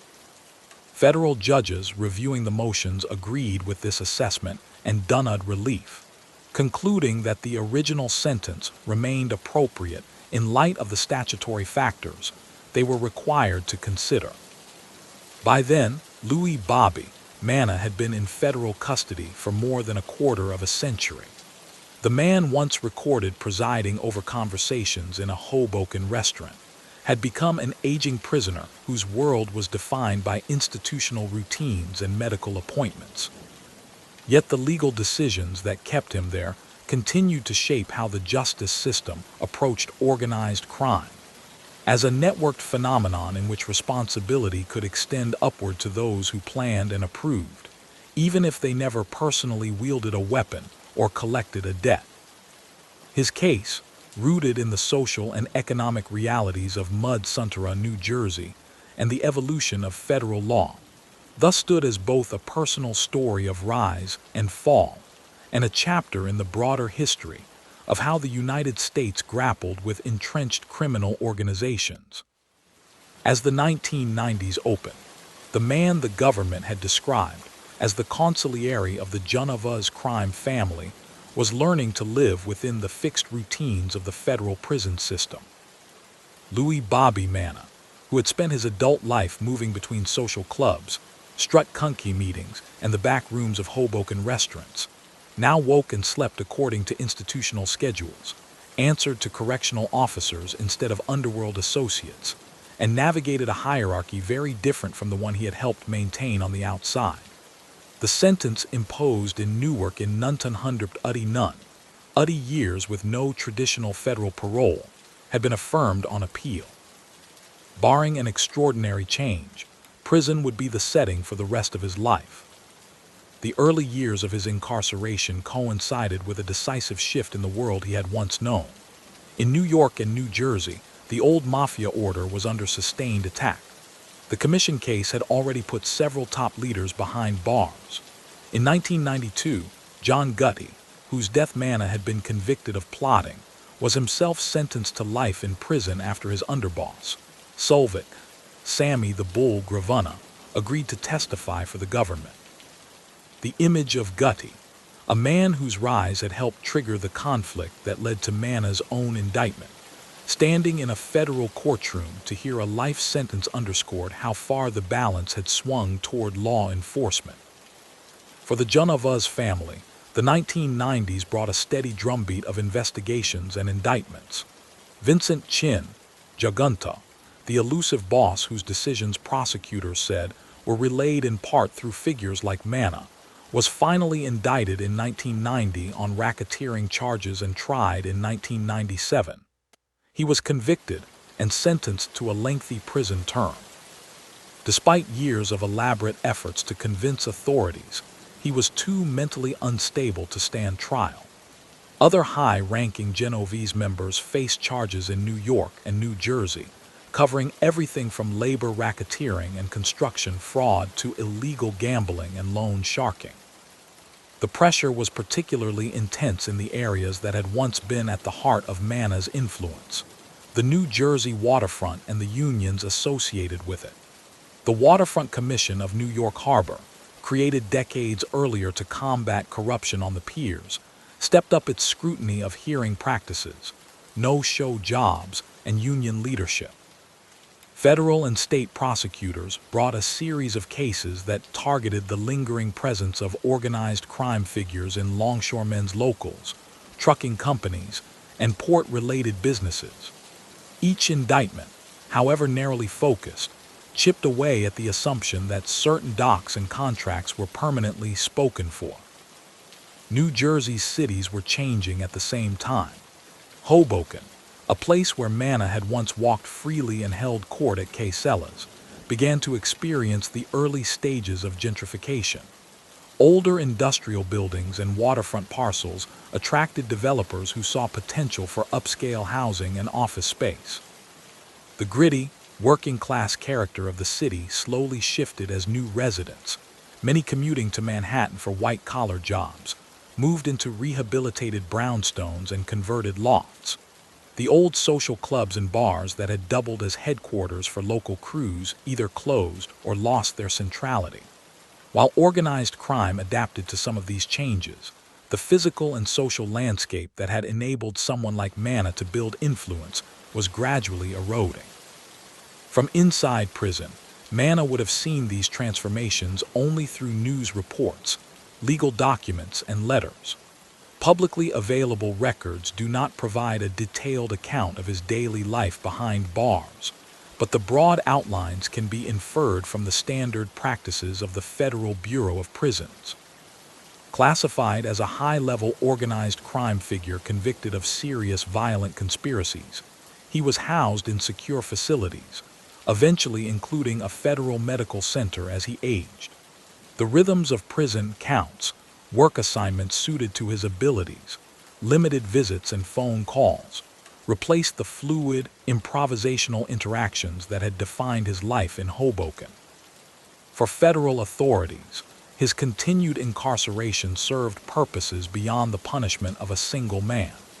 It was a visible reminder to those still active in the Genovese family and other organizations that even the most insulated figures could be reached and incapacitated. Internal FBI and Justice Department assessments of the Manna case often emphasize the combined use of electronic surveillance, RICO, and conspiracy law as a model for how to penetrate leadership circles that avoided direct involvement in day-to-day criminal acts. In training programs for prosecutors and agents, the Newark investigation into Casella's and the subsequent trial were studied as examples of how to build a case up the chain of command. At the same time, organized crime did not vanish. The Genovese family, like its counterparts, proved adaptable. New leaders emerged, often less flamboyant and more businesslike than the public figures of the Gotti era. Rackets shifted toward areas less vulnerable to the specific kinds of surveillance and infiltration that had brought down the previous generation. Construction, waste hauling, and certain segments of the financial world remained vulnerable to informal influence and collusive practices. But the old perception of invulnerability had been broken. High-ranking members had to operate with the knowledge that a hidden microphone or a cooperator's testimony could suddenly bring years of quiet maneuvering into the harsh light of a courtroom. In the mid-1990s and early 2000s, additional prosecutions in New Jersey referenced the same Genovese structures that had been the focus of the Manna case. Indictments described crews operating in Hudson and Essex counties, collecting money from illegal gambling, exerting pressure on businesses, and maintaining ties to unions. Although Manna himself was absent, locked in a cell hundreds or thousands of miles away, his name occasionally surfaced in background descriptions, as prosecutors sketched the evolution of the New Jersey wing from the era when he was allegedly consigliere to the current configuration.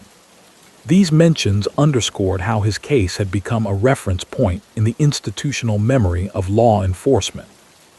Appeals and post-conviction motions kept his own name in the legal system's files. After the Third Circuit Court of Appeals upheld his conviction, and the Supreme Court declined to intervene, Manna turned to the limited tools available to federal prisoners seeking to challenge their sentences. Motions under 28 U.S.C. Section 2255 and related provisions. These filings, typically prepared by attorneys or occasionally by the prisoners themselves, argued that his trial counsel had been ineffective in certain respects, that new evidence undermined aspects of the government's case, or that changes in law warranted reconsideration. None gained traction. Courts repeatedly concluded that the evidence presented at his original trial, particularly the Casella's recordings and corroborating testimony, was overwhelming, and that any alleged errors would not have changed the outcome. Outside the courtroom, the public memory of Louis Manna began to fade. Unlike John Gotti, he had never cultivated a media persona. There were no tabloid images of him striding through crowds of supporters or being interviewed on the courthouse steps. His arrest and conviction, while significant in law enforcement circles, did not fix his face in the broader culture's imagination. For younger generations in Hoboken and New Jersey, his name became, if recognized at all, a historical footnote, a reminder that their neighborhoods had once been shaped by dynamics very different from those of a rising real estate market and a commuter economy. Yet his story remained important to organized crime historians and to those who studied the interplay between immigrant communities, economic opportunity, and illicit power. His life traced a familiar arc. Born into the hardship of the Depression, coming of age around piers and factories where legitimate pathways were limited, finding in organized crime both a route to influence and, eventually, the source of his downfall. Scholars writing about the Genovese family in New Jersey often highlighted his case as a bridge between the old waterfront-dominated era and the newer, more diffuse forms of criminal enterprise that emerged after the 1990s crackdowns. As he entered his 70s and then his 80s, health inevitably became a central concern. Federal prison medical centers, such as the facility in Springfield, Missouri, specialize in caring for inmates with serious or chronic conditions. Public records from the Bureau of Prisons list Manna as housed in such a medical center in his later years. Like many elderly prisoners, he faced the combined burdens of age and incarceration, limited mobility, complicated medical regimens, and the emotional strain of knowing that the outside world was moving on without him. These realities formed the backdrop for a new phase in his legal efforts, petitions for sentence reduction or compassionate release. Federal law allows courts, in narrow circumstances, to reduce a prisoner's sentence after it has been imposed, particularly when the inmate is elderly or seriously ill, and when continued incarceration is deemed inconsistent with the goals of sentencing. For many years, only the Bureau of Prisons could initiate such motions. Later reforms, including provisions of the First Step Act signed in 2018, allowed prisoners themselves to petition the courts directly after exhausting administrative remedies. Even before those reforms, Manna's attorneys had begun to argue that his age and the length of time he had already served justified reconsideration of his sentence. They pointed out that he had spent decades in custody without significant disciplinary problems, that his health was declining, and that the 80-year term imposed in 1989 no longer seemed necessary to protect the public. Whatever influence he had once wielded in the Genovese family, they said, had long since evaporated. Keeping a man in his late 80s or early 90s behind bars for conduct committed in the 1980s, they argued, served little practical purpose. Prosecutors opposed these efforts just as strongly as they had fought him at trial. In their responses, they returned to the severity of the underlying offenses. They reminded the court that Manna had been convicted not only of general racketeering, but of participating in a conspiracy to kill the boss of another crime family and a federal cooperator, and of aiding and abetting an internal mafia killing. These were not peripheral charges. They struck at the integrity of the justice system and at the stability of public life. The government emphasized that to grant early release in such a case could be seen as diminishing the seriousness of orchestrating or approving lethal violence, even if years had passed and the prisoner was now old and frail. Judges reviewing these motions agreed with the government's assessment. In written opinions, they acknowledged Manna's age and health issues, but concluded that the factors they were required to consider under federal sentencing law, especially the need for punishment, deterrence, and respect for the law, still weighed in favor of continued incarceration. The gravity of conspiring to kill a federal witness and the leader of another crime family, they noted, did not diminish simply because the conspirator had outlived many of his contemporaries. While sympathetic to the human dimensions of aging in prison, the courts ultimately saw no extraordinary and compelling reason to set aside the sentence imposed in 1989. These denials attracted occasional attention in New Jersey media, where journalists used them as a lens to revisit the Manna case and the broader history of mob influence in the state.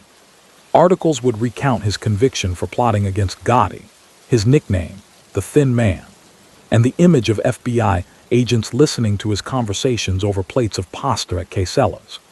They would then juxtapose that image with the reality of a man in his late 80s or 90s confined to a federal medical facility. The contrast raised difficult questions about crime, punishment, and time, how long a sentence should reach into a person's life, and whether the calculus changes when decades have passed and the world outside has been transformed. Meanwhile, the waterfront that had once been a stage for his organization's power continued to evolve. Containerization and global trade had long since consolidated cargo operations into fewer, more mechanized terminals. The piers where longshoremen once lined up for daily work, often under the watchful eye of union stewards tied to organized crime figures, disappeared or were repurposed. In Hoboken and parts of Jersey City, luxury condominiums and riverside parks replaced warehouses and shipyard cranes. The Waterfront Commission, after years of battling both corruption and political efforts to dismantle it, was itself eventually curtailed as New Jersey sought greater control over its side of the harbor. While organized crime still found ways to influence certain sectors, the direct, day-to-day domination of dock work that had existed in Manna's youth was largely a thing of the past. The Genovese family adjusted to these realities by leaning more heavily on other revenue streams, some illegal, some in the gray areas between lawful and unlawful conduct. Federal and state prosecutors in the 2000s and 2010s brought cases that described schemes involving sports betting, online gambling, construction fraud, and control of certain service industries. In those indictments, younger defendants were named, many of them born after the height of the waterfront era. Yet the organizational labels, Genovese family, crew, capo, consigliere, remained, echoing a structure that had taken shape in the 1930s and 1940s and that had defined Manna's adult life. From the vantage point of his cell, the persistence of those labels would have been a reminder that, even as individuals aged and passed from the scene, the institutions they had served could endure. At the same time, the personal cost of that endurance was plain. The price of leadership in such an organization, once considered by some participants to be prestige and security, now more often included the likelihood of dying in prison. The fate of Gotti, Gigant, and many others provided examples. In this sense, Manna's story was emblematic. A man who had risen high within a secretive hierarchy only to spend his final decades confined, his influence reduced to memories and transcripts in old case files. For those who study the history of American organized crime, his life serves as a thread connecting several eras: the rough neighborhoods of Depression-era New York, the militarized waterfront of the Second World War, the consolidation and corporatization of La Cosa Nostra in the post-war decades, the legal innovations of RICO and electronic surveillance, and the slow, uneven decline of traditional mafia power in the face of sustained government pressure and economic change. His name may not be widely recognized outside specialist circles, but the case that brought him down helped define how the United States would confront complex criminal networks in the late 20th century and beyond. By the early 2020s, public records still listed Louis Manna as a federal inmate serving his 80-year sentence in a medical facility, with a projected release date so far in the future as to be effectively unreachable. The boy born in 1929, who had come of age watching men control docks and unions, had outlived many of the associates and adversaries whose names once circled around his in FBI reports and news stories. Yet the decisions made in a Hoboken restaurant in the 1980s, and the legal response to those decisions, continued to shape how his life was remembered. As a cautionary tale about the long arm of the law, and about the way power built in the shadows can eventually be brought, however belatedly, into the unforgiving clarity of a courtroom. With each passing year, the name Louis Manna moved a little farther from the immediacy of headlines and a little deeper into the archive of American criminal history. The man himself, aging in federal custody, remained fixed in place, but the world around him kept changing. What had once been a live criminal case, with agents racing to interpret taped conversations and prosecutors piecing together a RICO indictment, slowly became a case study, examined by law enforcement trainers, legal scholars, and historians trying to understand how the structures he had served had taken root and how they had been challenged. For agents who had worked the Casella's investigation, the memory of those long hours listening to the muffled sounds of a Hoboken restaurant remained vivid. In later interviews and professional conferences, some described the Manna case as a turning point, proof that, with patience and careful use of electronic surveillance, it was possible to penetrate not only the visible tiers of a crime family, but also the advisory circle that helped set policy. The very ordinariness of the setting, wooden tables, the clatter of dishes, the steady hum of neighborhood talk, reinforced a lesson that younger investigators were repeatedly taught. The most consequential decisions are not always made in secret bunkers or dramatic meetings, but in familiar rooms where the participants feel at ease. Those recordings from the mid-1980s, once transcribed and authenticated in court, acquired a second life as teaching tools. New FBI agents and organized crime prosecutors listened to selected excerpts in training sessions, learning to distinguish idle boasting from language that pointed toward concrete plans. They studied how the Casella's team had applied Title III requirements, carefully documenting probable cause, minimizing intrusion on conversations unrelated to the investigation, and preserving a clean chain of custody so that the evidence would withstand appellate scrutiny. The Manna case joined the roster of landmark operations, alongside the Commission case and major Gambino prosecutions, that formed the backbone of the federal government's strategy against the traditional mafia. Legal scholars approached the case from a different angle, as law reviews in the 1990s and 2000s debated the reach of the RICO statute. They often cited Manna's conviction as an example of how conspiracy and enterprise liability could extend up the chain of command. Critics argued that relying heavily on recorded conversations, particularly those involving plans that were never carried out, risked punishing speech and association rather than clear, completed acts. Defenders of the statute countered that in the world of organized crime, waiting for a murder to occur before intervening would mean tolerating preventable harm. The balance, they said, had to be struck by requiring that the government show real agreement and concrete steps toward action, not just angry words. The Skiff conspiracy count, the plotted killing of a federal cooperator, figured prominently in these debates. The witness security program, which had been formalized in the 1970s, was predicated on the idea that key insiders could be persuaded to testify if offered protection and a new identity. A plot to kill such a witness did more than threaten one life. It struck at the foundation of a system that underpinned many major prosecutions. In law school classrooms, Manna's conviction on that count underscored the stakes. When a senior figure in an organization was recorded discussing the targeting of a cooperator, it raised difficult questions about how far the law should go in punishing preparatory conduct. Beyond courts and classrooms, the world that had produced Manna was being reframed in the public imagination. In the late 1990s and early 2000s, a wave of films and television series brought fictionalized versions of New Jersey organized crime into living rooms across the country.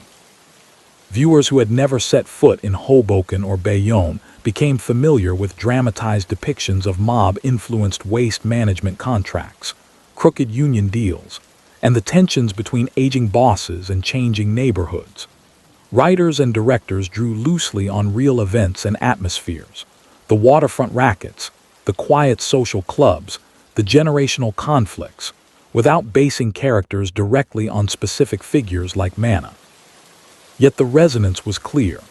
The same terrain that had once been described in FBI affidavits now served as backdrop for stories about identity, loyalty, and decline. These portrayals had a double edge. On one hand, they captured some social realities of the mid to late 20th century New Jersey underworld. The intertwining of family life and criminal enterprise, the financial dependence of certain local economies on rackets, and the psychological toll of living in an environment where violence was an ever-present possibility.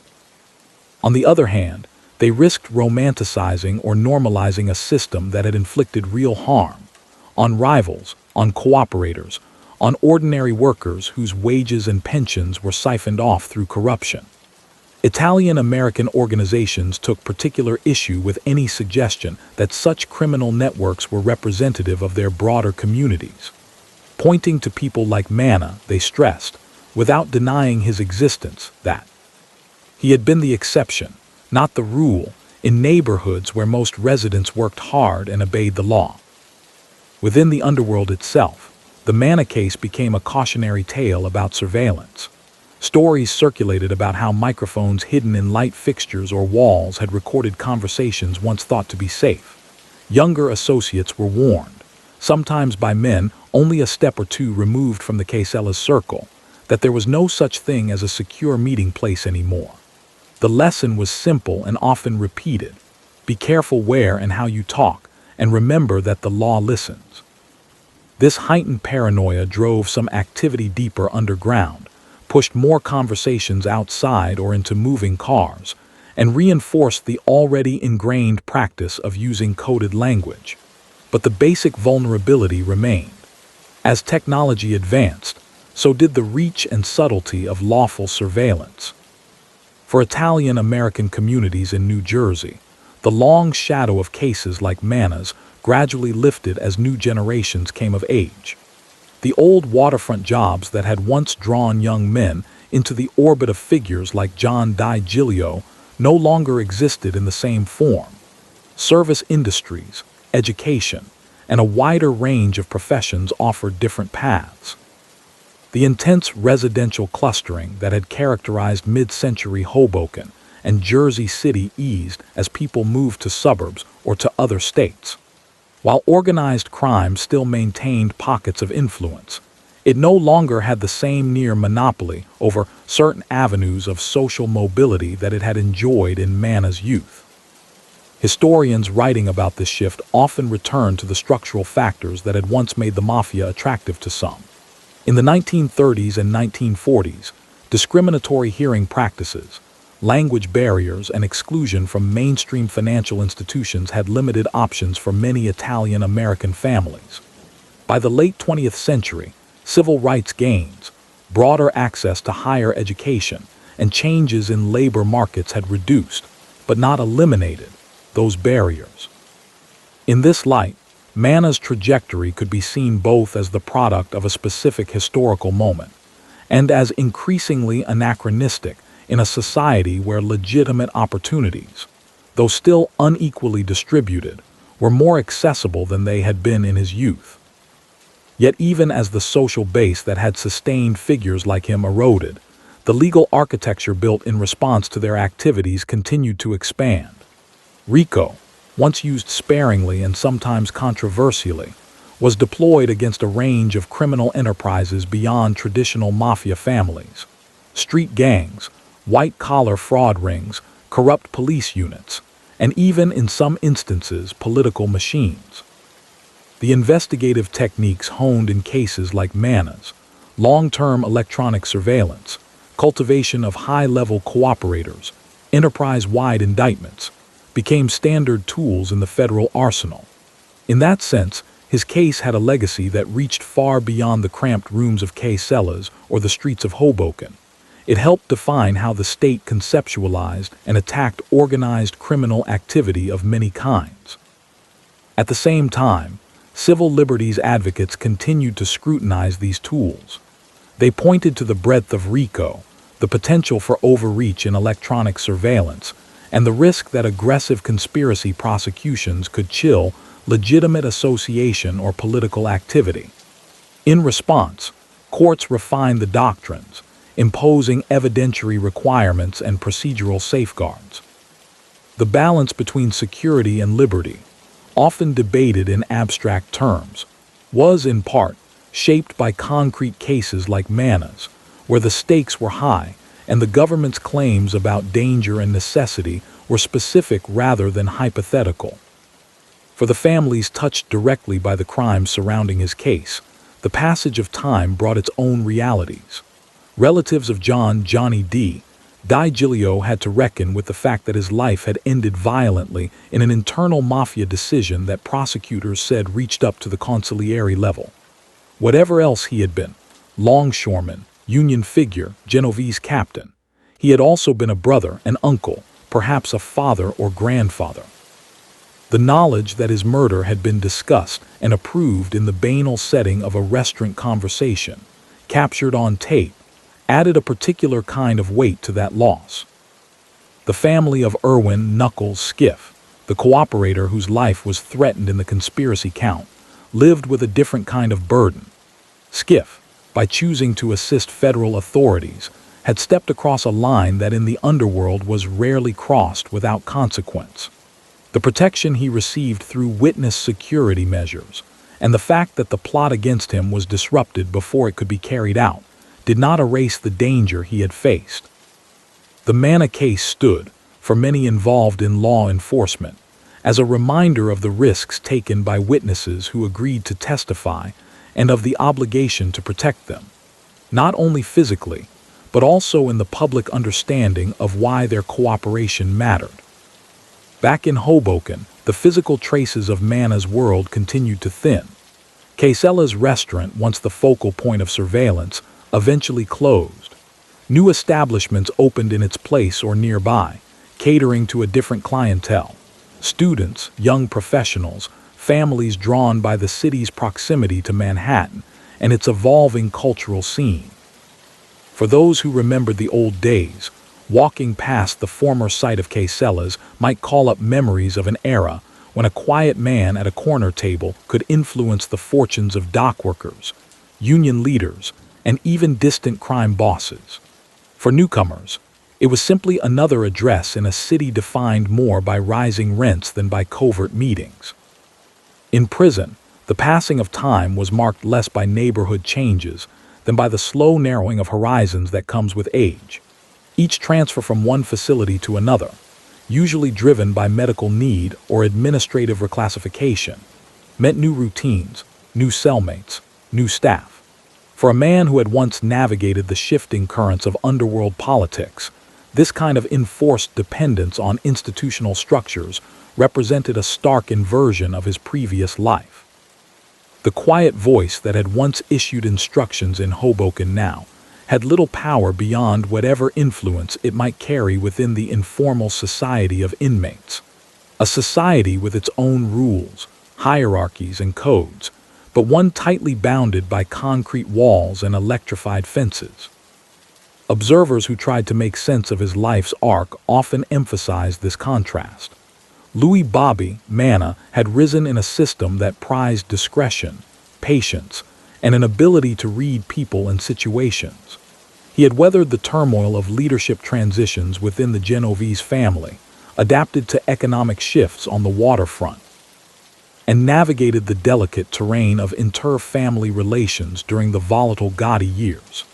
Yet he had been undone not by a reckless public act, as some contemporaries were, but by the patient accumulation of evidence in the very settings where he felt most secure.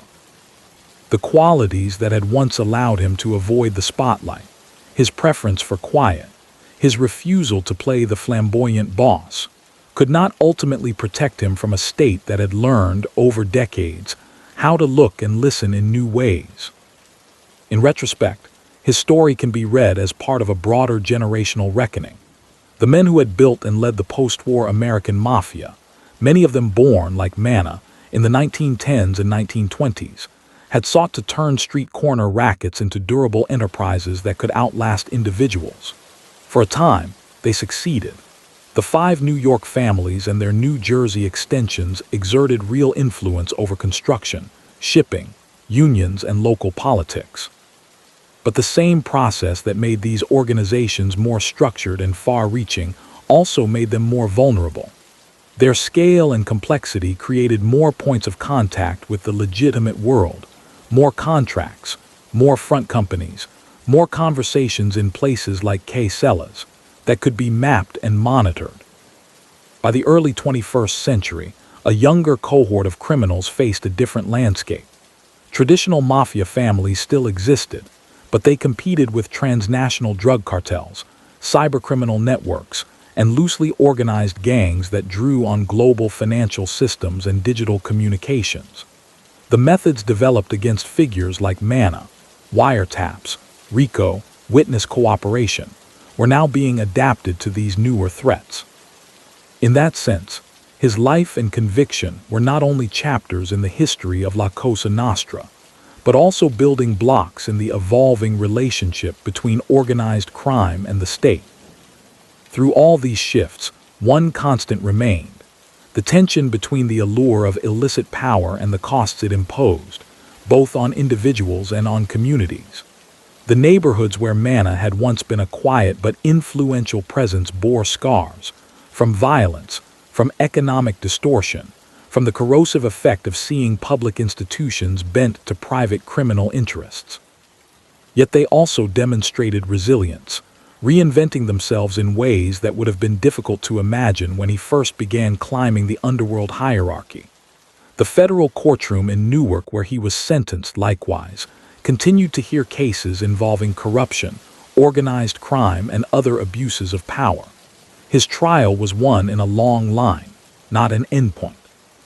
For Louis Manna personally, the choices made in that Hoboken restaurant in the 1980s, the words spoken on those tapes, the roles he played in the decisions they reflected, defined the second half of his life. For the larger society in which he lived, those same choices and their legal consequences became part of a longer story about how the United States confronted deeply rooted criminal organizations. As the decades wore on, and as he remained in custody while the world outside moved further from the conditions that had shaped him, the distance between those two perspectives widened. His name might appear only briefly in a textbook or a documentary, if at all, but the structures and precedents associated with it continued to influence how law, power, and community intersected in the ongoing struggle to contain organized crime. In the end, the man whose words once carried such weight in a Hoboken restaurant spent his last years far from the streets and piers that had shaped him. Louis Manna passed his 8th, 9th, and then 10th decade in the regimented environment of federal custody, his world reduced to institutional corridors, medical wards, and the strictly bounded social life of prison. The 80-year sentence handed down in Newark in 1989 had done what its architects intended. It removed him permanently from the networks of influence he had helped sustain. He remained there until he died in his early 90s, with Bureau of Prisons records ultimately reflecting that he had died while still in federal custody. There were no public interviews from his cell, no memoirs, no televised reflections on his past. Unlike some former crime figures who, in old age, chose to collaborate with authors or appear in documentaries, Manna maintained the reserve that had characterized his career. There is no record of a confessional book or a taped series of recollections. Whatever he thought about his life, his choices, or the changes that had swept through the underworld and the neighborhoods he once knew, he kept to himself. To the outside world, his voice effectively ended with the recordings made at Casella in the 1980s and the brief statements he made through his lawyers during trial and sentencing. His death did, however, prompt renewed attention in the specialized press and among those who follow organized crime history. Journalists who had covered his prosecution in the 1980s took note that one of the last major figures from that era of New Jersey mafia power had died behind bars. Commentators recalled the unusual scope of his case. A New Jersey-based consigliere convicted largely on the strength of his own recorded conversations and held legally responsible for both internal discipline in the Genovese family and conspiracies that reached across family boundaries to target the Gambino leadership and a federal cooperator. For law enforcement veterans, the news reinforced a generational reality. The crowd of men who had filled wiretap transcripts and FBI charts in the 1970s and 1980s was thinning rapidly, replaced by new names associated with different kinds of criminal threats. In Hoboken and along the Hudson waterfront, his passing drew less notice. The physical and social landscape had changed too much for his name to carry everyday resonance.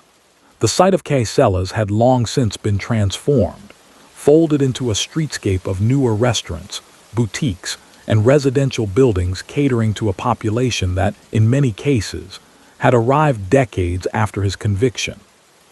The piers that once anchored illegal gambling, no-show jobs, and informal control of hearing had been repurposed or demolished. For most residents, organized crime was more likely to be encountered as a plotline in a streaming series than as a tangible presence in their working lives. Yet the legal and historical imprint of his case persisted. In law school seminars on RICO and conspiracy law, his name appeared in footnotes and case discussions. In studies of organized crime, he was cited as an example of a particular type of figure, the non-flamboyant strategist whose importance became fully visible only when law enforcement gathered enough evidence to map his role. Books and academic articles on the Genovese family in New Jersey often placed him alongside earlier figures like Gerardo Cattina and Joseph Ziccherli, as part of a lineage of men who had helped extend the family's influence across the river from Manhattan. Those analyses tended to emphasize how his life intersected with broader trends.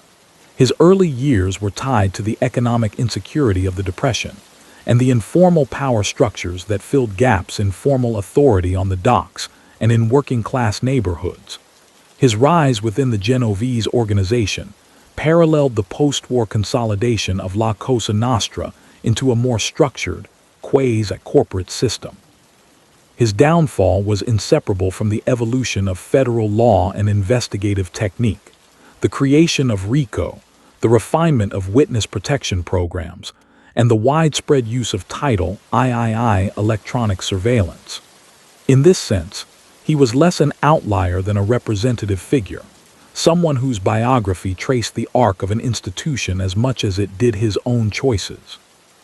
At the same time, historians and sociologists were careful not to reduce him entirely to an abstraction.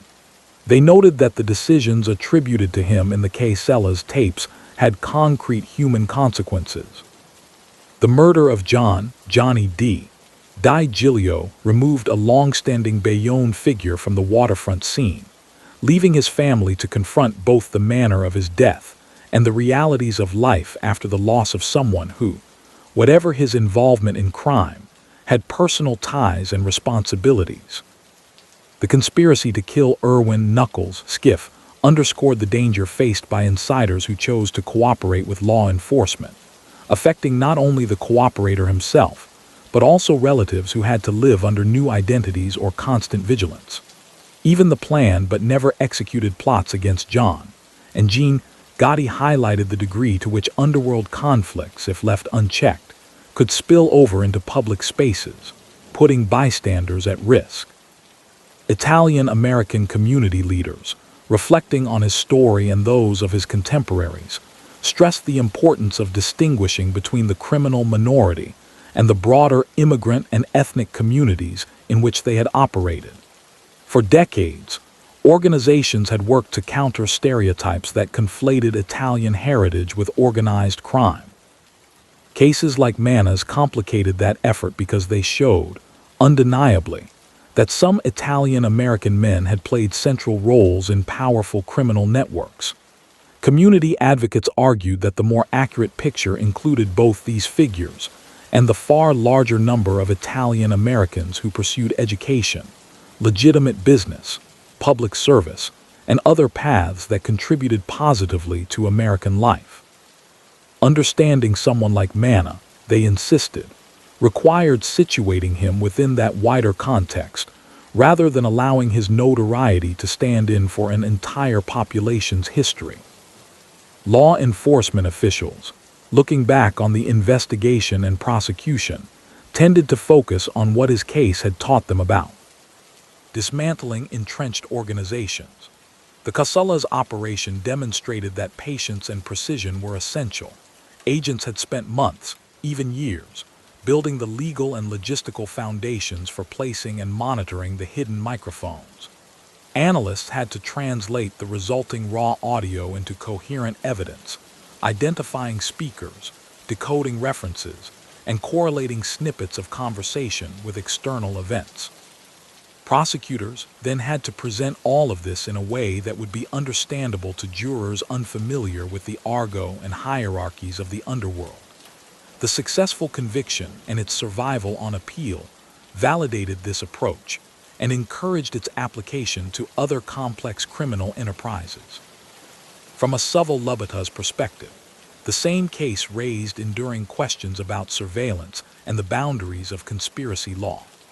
Organizations concerned with privacy rights pointed to Manna's conviction for plotting murders that never occurred as an example of how broadly conspiratorial liability could reach when combined with powerful evidentiary tools like wiretaps. They asked how to ensure that such tools were used only with careful judicial oversight and robust probable cause showings, and how to prevent their extension into areas of political dissent or lawful association. Courts responded by refining doctrines around minimization of irrelevant interceptions, particularity in surveillance orders, and the standards for proving that a conspiracy existed and that a defendant had knowingly joined it. Manna's case thus became one among several that helped define not just what the government could do in combating organized crime, but what it should be allowed to do in a constitutional democracy. Within the evolving history of the Genovese family, his life and conviction helped mark the transition from one leadership era to another. The organization that had once been shaped by figures like Vata Genovese, Frank Casella, and Gerardo Catena moved, after the deaths and imprisonments of the late 20th century, into a more diffuse mode of operation. Later indictments suggested that, while the family retained influence in certain industries and neighborhoods, its command structure was less centralized, and its public profile deliberately muted. Younger members and associates operated under layers of insulation, mindful of the experiences of men like Manna who had been brought down by their own recorded words. To the extent that the Genovese family continued to function, it did so in a legal and technological environment fundamentally altered by the very prosecutions that had targeted its senior ranks. One striking aspect of Manna's story, especially when contrasted with some of his contemporaries, is his consistent refusal to break with the organization in which he had risen. There is no evidence that he ever became a government cooperator or sought to trade information for leniency. Where others, facing life sentences, chose to testify against former colleagues, he remained publicly silent. His legal filings focused on procedural and humanitarian arguments, challenging aspects of the trial, or seeking sentence reductions based on age and health, rather than on offering to assist ongoing investigations. For those interested in the culture of La Cosa Nostra, this steadfastness reinforced the notion that, for at least some in his generation, the traditional code of silence remained binding even when its cost was measured in decades spent in prison.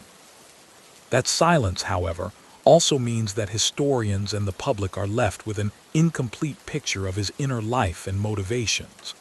Unlike witnesses who later wrote or spoke at length about why they joined the mafia, what they believed they were gaining, and how they came to view their past actions, Manna offered no such narrative. Interpreting his trajectory thus relies on circumstantial evidence, the time and place of his upbringing, the documented patterns of organized crime recruitment, the roles he is known to have held, and the decisions that can be inferred from surveillance and court records. Within those constraints, scholars can sketch a plausible outline, but they cannot fill in the personal details that only he could have provided. In the absence of such first-hand reflection, his legacy is shaped primarily by the institutional record, indictments, transcripts, judicial opinions, news articles. In those documents, he appears as a node in a network, a man whose importance lies in his connections to others and in the position he occupied within a larger structure. The emotional texture of his life, the the small moments of family, friendship, or doubt are largely invisible. What is visible are the effects of the choices attributed to him. A murder carried out within his own organization, a plot against a federal witness, contemplated violence against rival leaders, and the web of extortion and illegal gambling that sustained the Junava's presence in New Jersey. From the vantage point of the early 21st century, his story can also be read as part of a longer narrative about American cities, labor, and law. The waterfront world into which he rose was itself a product of industrialization, immigration, and the often unequal distribution of economic and political power. The same forces that allowed organized crime to flourish, concentrated economic chuckpunts, vulnerable workforces, corruptible institutions, also eventually prompted reform. Stronger labor laws, regulatory bodies like the Waterfront Commission, and the development of specialized law enforcement units. Manna's life thus sits at the intersection of these opposing currents, illustrating both the depth of informal power that could accrue in such an environment and the eventual capacity of the state to contest and reconfigure it. For communities once overshadowed by that informal power, his death closed a chapter but did not erase its impact. The memory of how deeply criminal organizations once penetrated unions, local government, and everyday business continued to inform debates about transparency, oversight, and civic responsibility. Older residents who remembered the days when certain blocks, shops, or offices were understood to be on record with one family or another carried those memories forward, even as the physical markers disappeared. At the same time, younger generations, for whom such arrangements were more history than lived reality, could look back at figures like Manna and see both a warning and a measure of how far their cities had come. By the time his name last appeared in the public record, the boy born at the start of the Great Depression had long since become part of the long history of that era's children, men and women whose lives traced the dramatic shifts of the 20th century. In his case, those shifts led through the underworld rather than through more conventional institutions. The decisions he made and the system he served brought him influence for a time, but also subjected him to a form of reckoning that did not end until his death. The federal court in Newark that sentenced him, the prison system that held him, and the legal doctrines that framed his case all stand as reminders that, however complex the social and economic conditions that give rise to organized crime, societies can and do develop means to challenge it. His life leaves no simple moral, but it does offer a clear pattern.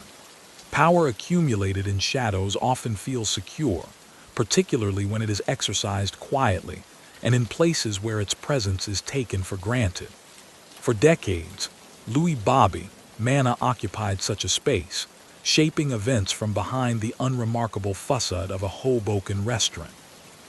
Yet the same era that allowed such power to grow also produced the tools, legal, technological, institutional, to track, record, and ultimately punish it.